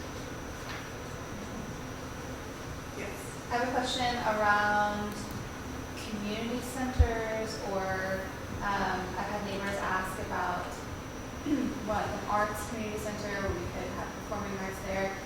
Would that fall under Parks and Recreation? Is that perfect? Yeah. What are your thoughts, plans, hopes, dreams? Sorry? What are your thoughts, plans, hopes, dreams I for can take this one. some of Go those, for it. those So, requests I've heard? Hopes and dreams, we love it, and just in general, we love whatever the people in the city love. And so what's important to residents is important to us. It's really important that we reflect and mirror the values and the needs of the residents. In terms of the center specifically, right now we're trying to prioritize the Prost recommendations. There were approximately 300 recommendations, and that is a lot. And so we're trying to prioritize them so we can focus where do we want to put our energy and our money in the next 5 to 10 years. And so where it shakes out, I don't have an answer for you yet, but we are aware that it's an important resource that the community wants. I've heard a lot of love for it. Just kind of following up on that, wasn't there a plan, or maybe it was just being discussed a few years ago, about expanding the aquatic center and putting like a park center and other stuff in there as well? And Yes. is that still something that's being considered? There is a plan I've seen, and there is the Converge Foundation. They're very passionate about this effort. And the biggest obstacle, to be fully transparent, is the money. How do we raise, what is it, 40 million? We need $40 million to make that project a reality. So where does that come from? How do we acquire that? Is it through a bond? Is it through fees? Is it through a loan, right? Like there's different financing options. But it's also part of what we do is it's important to steward not just the public trust, but the public monies. And so a $40 million project is a huge deal, and it's not one that we have an answer for yet. Yes, sir. So I live out at 44 Ranch up in Mullen, and I'm still kind of getting used to that area out there. But last summer there was an issue in the community Facebook groups that the park on the far east side, we've got a little pond or a little duck marsh kind of thing there that got really super overgrown and just turned into a mud pit. People were asking who's responsible for that, and the answer we kind of got back was, well, the park was put in, but parks said that they weren't going to maintain the ponds on the park, and the HOA is like, well, that's not our problem. So basically this nice little duck pond, bridge, little pond area just kind of went to hell last year. It's like, well, you go down the big weeds if you want to, but is that, when a park goes in, who's responsible? So I can provide a little bit of background on that particular park. So 44 Ranch is a public park that's owned by the city. That section, that pond and the landscaping there, that was something that the developer of 44 Ranch wanted and insisted upon. And when they did, the city did not want to have a pond because they're really hard to maintain. Yeah, I can imagine. Yeah, and they don't necessarily provide the type of benefit that we want to see in a park. But so the agreement at the time was that that would be, if you really want to do it, we'll let you do it. It's fine, but it's going to be an HOA to maintain a pond. And so that's kind of the reality we're in right now. Probably do have one more question. On the funding, you had a thing from the county on Fort Missoula. I was curious, what's the city's role and I'm not sure how Fort Missoula gets governed. What's the city's role in? I will do my best. This is the beginning of my 3rd month with the department. So, as I understand it, Fort Missoula was a partnership with the county and the city, and it was county-owned land. So it's half of this. half of it is county-owned land, half of it is city, but the city is the one who operates and maintains the facilities. So I mainly think of it as a city asset and part of something that the department runs. You saw it on the budget thing because of that county partnership, it has its own money stream. So it has its own funding source, and the money that goes to it stays there, and so we kind of run it as like a satellite operation. Fort money can't be spent elsewhere and vice versa. Yeah, and the county actually pays the city their share that was agreed upon when we built the park to maintain it. And the reason for that is that it is a regional facility, right? The people that go use that for tournaments, they're coming from all over the place, not just city residents. And so there was a recognition that it's more than just city residents that should be paying for the upkeep of this regional facility. Got it. Thank you. But the vision of the fort, of that area, who prioritizes the vision of it? Well, we have a master plan that we developed through a large public process, maybe 15 years ago, before it was built. And then there was a bond that went to pay for construction of Fort Missoula Regional Park. And so that vision was created by residents. Yeah. I guess I was confused. You're talking the regional park, which I do know, but I was talking the older buildings and stuff. And the golf course. That's not Parks and Rec. Yeah, there's the county owns the golf course, and then the historic district is actually mostly under private ownership, or partially private, partially county, partially some other nonprofits. Nice. And I would just add there are a number of things that the city and the county have interlocal agreements on. Fort Missoula Regional Park, there's the open space bond funds, and the health department. It's a city county health department, and we have an interlocal agreement there. I think we have an interlocal for the opioid remediation funds that we have allocated. So there are a number of things in Fort Missoula Regional Parks, just one of them that we have interlocal agreements with the county. Yeah, just to add on that, we do tons of stuff in collaboration. So part of the success of the department is how much we've been able to collaborate with partners in a large variety of programs. All right, so I think it's time for us to play Let's Make Decisions About Parks. And Ashley and Nathan are passing out a site plan for you. Everybody have one? Have a plan? Okay. If you need a pencil, let me know. Let me open this back up so I can remember what we're doing. Actually, you got to log me in. So this is, we do neighborhood park design workshops. Whenever we have a new neighborhood park or we're creating a master plan for a neighborhood park, we host a neighborhood park design workshop where we invite the neighbors of the new park to come out and help us design this new park. And it's a 3-hour workshop, so we're going to do a 3-hour workshop tonight.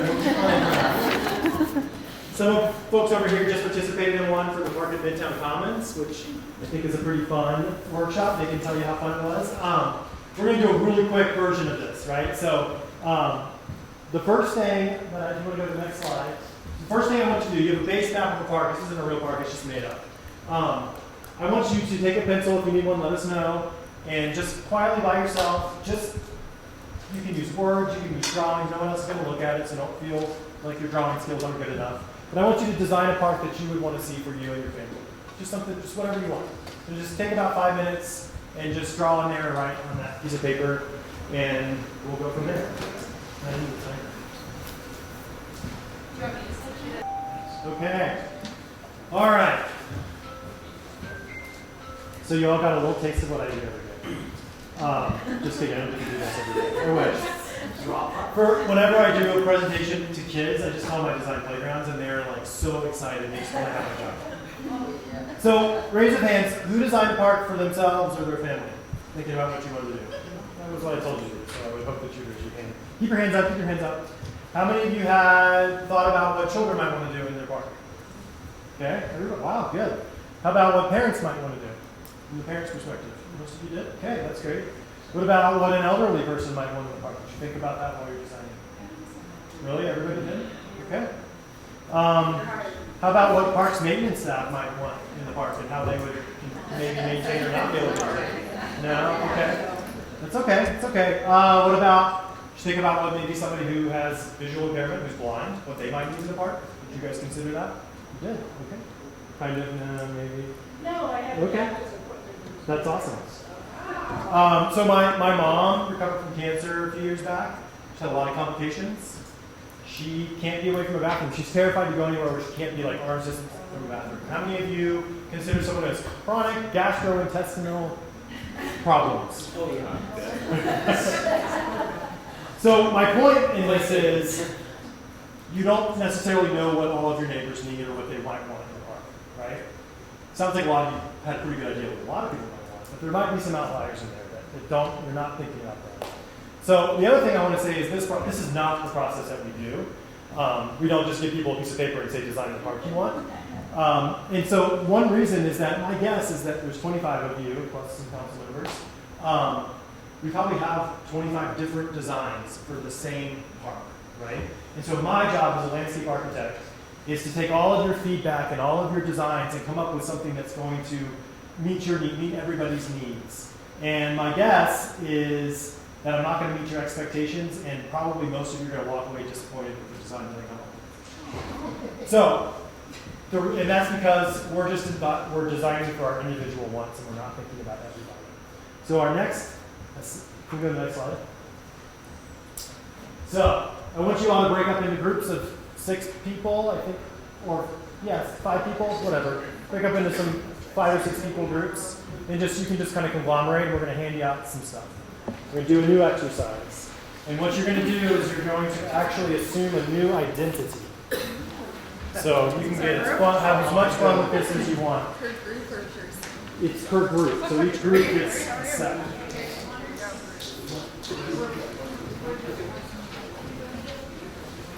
I think 5 people is what we want. Sorry. So 5 groups of 5, and then you guys get their own. Council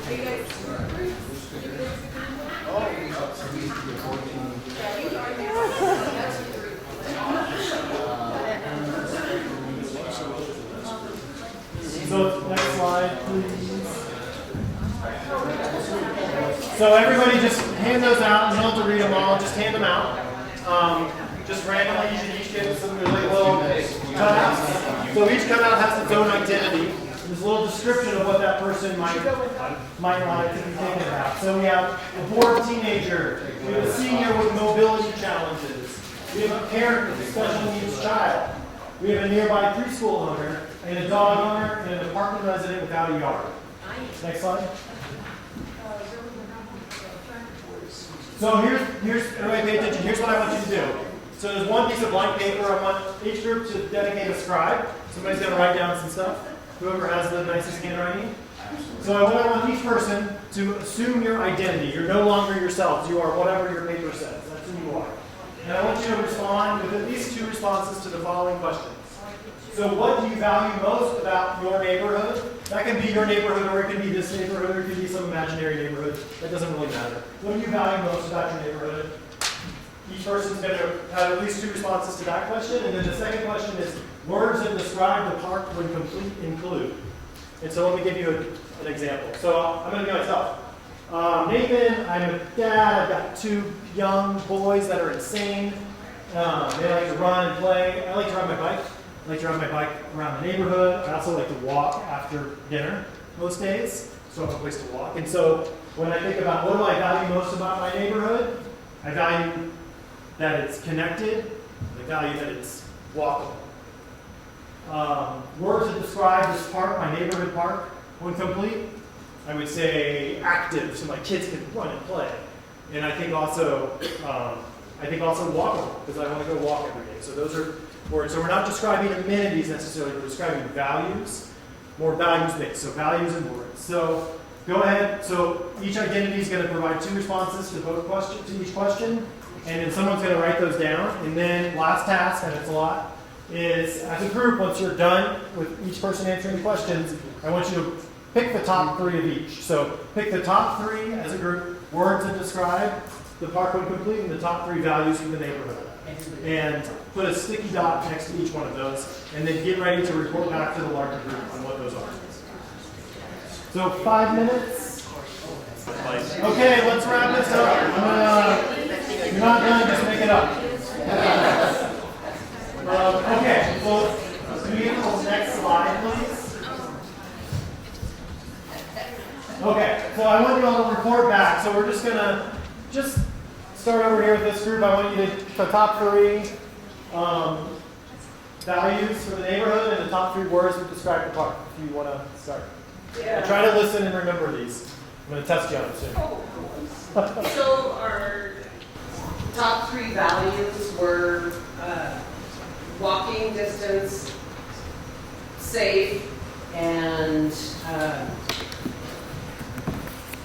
gathering place. And then our top 3 for words that describe the park, nature, adaptability, and yeah.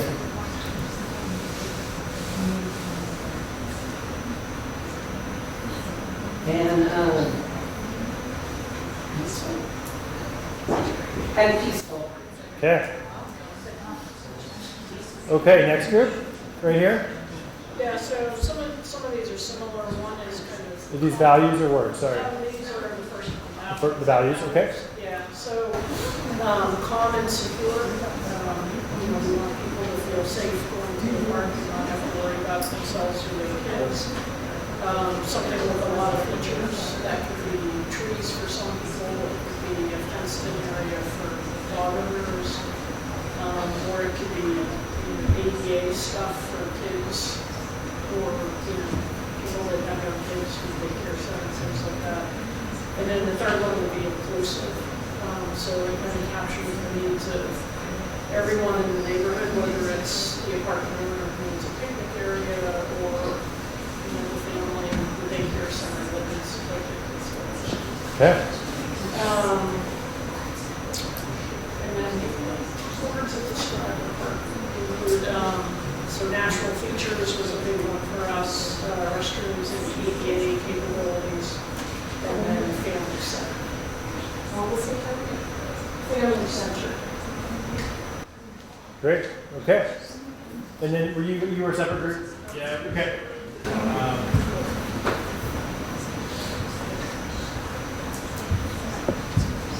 Values first, yeah, we'll just go with connected, safe, accessible. And the group to describe are shaded, walkable, green. Awesome. Shaded, walkable, green. Okay, next.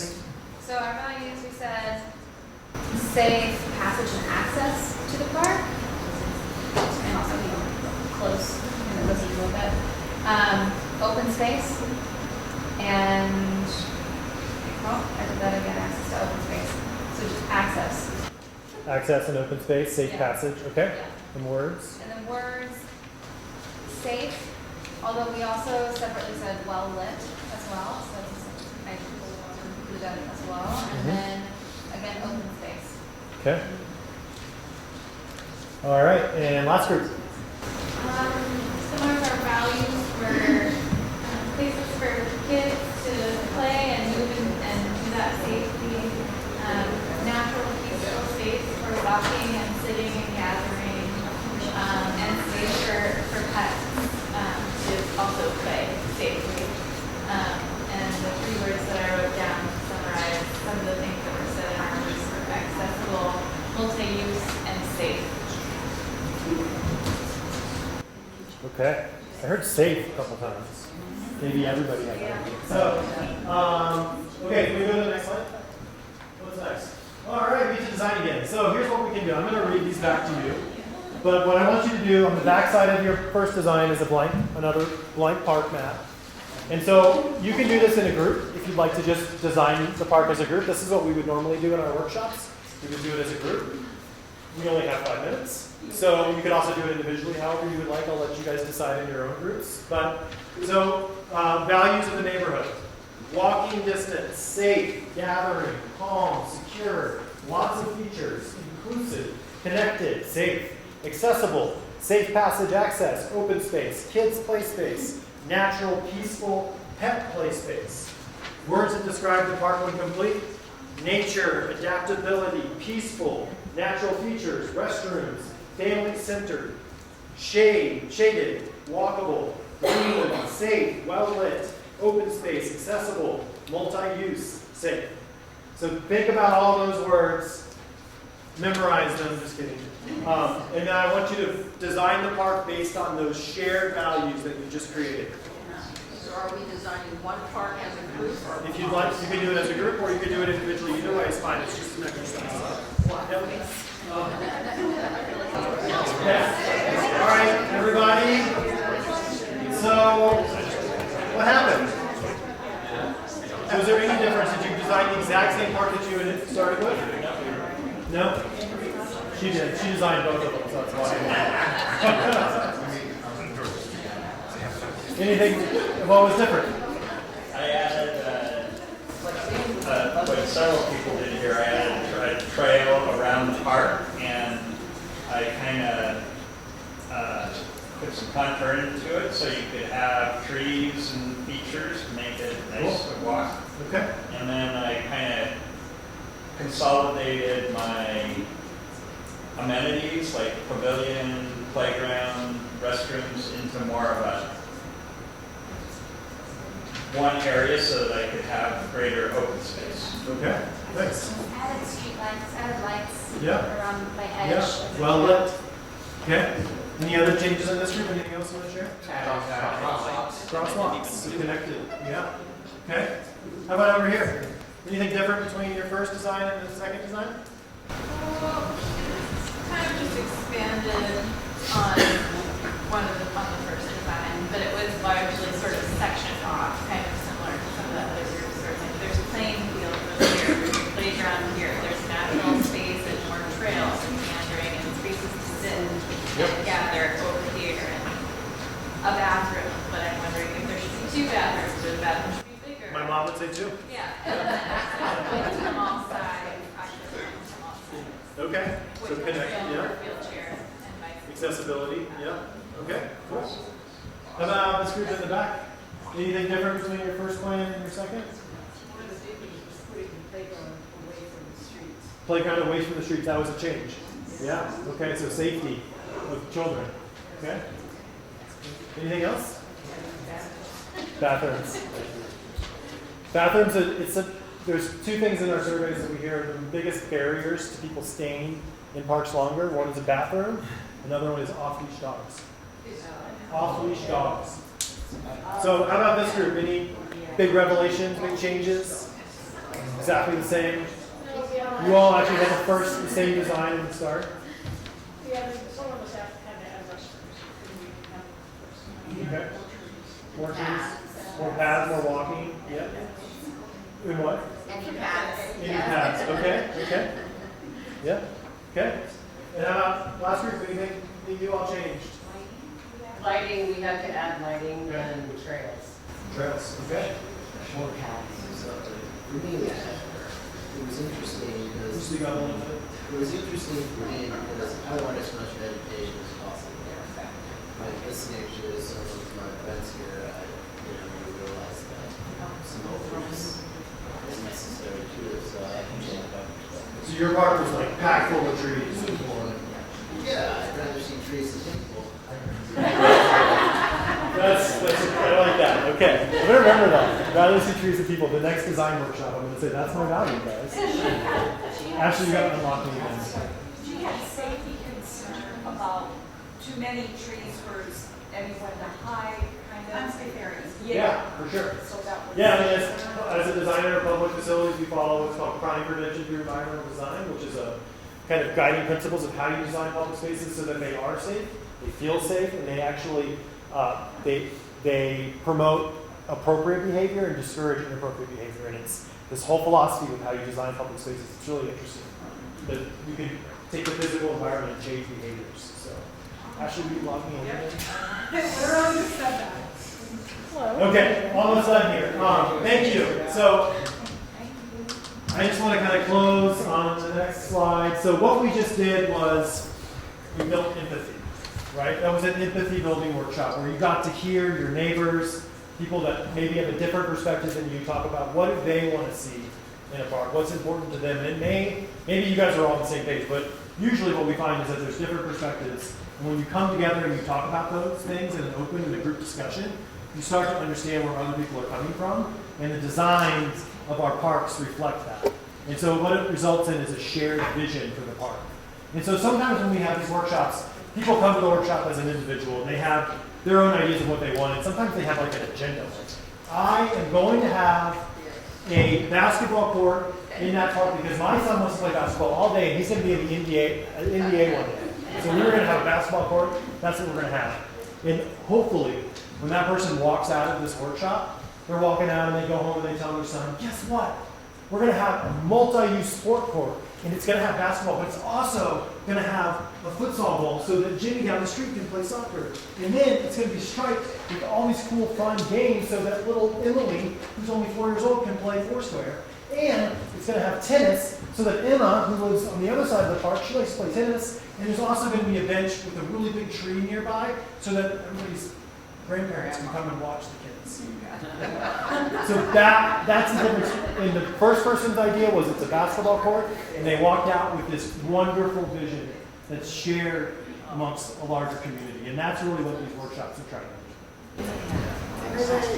For the parks, is it sort of hyper-local? Like, I live near Reno Park, which is a very different kind of park than whatever that park is called, it's not district, you know? Silver Park, yeah. Yeah. And it feels like probably people who live in that area appreciate qualities that Reno has that wouldn't work as well for some people. I don't know. Yeah. So when we do these workshops, different neighborhoods are going to want different things. We did a park design workshop for Bellevue Park a few years ago, and the neighborhood didn't want irrigated turf. They wanted everything to be natural. They wanted dryland grasses. They just wanted a walking path. They didn't want a lot of built amenities. And so that's what that park is today. In Prost, we have what we call a complete park experience. And so we're trying to get our parks to have an experience, so amenities that support a whole broad range of recreation. And so a complete park should have nature space. It should have active recreation. It should have play space. And it should have, I'm going to forget the last one, social and cultural space. And those are intentionally really broad. Because if you look at Greeno Park, it actually is a complete park if you look at those four things and you think about them broadly. Does it have play space? Well, yes, it has a playground. It's also got a really cool creek and a forest in it. And there's kids building forts in there all day. It's also got walking paths and running paths, so that's your active recreation. It's got tons of nature. And if you look at our other parks, like Bellevue Park, it also actually has all those things, although it's fairly simple. It's got a walking path, it's got a bike park instead of a playground. So that's your play space, right? It's got a social gathering node. So the way Prost is written is to allow for us, our neighborhoods, to be able to design a park that meets their needs, and they may be different depending on what part of town you live in, but it still becomes a complete park.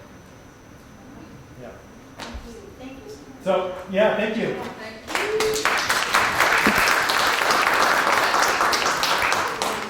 We have the handouts up here if you'd like to grab any of these. This is our latest recreation guide. We have some stickers in my business card. And this is my email if you want to keep in touch. So thank you for everything. I will see you next week. And I think we're done. 13 minutes late. Thank you so much. Thank you for staying a little bit late. We'll see you next week.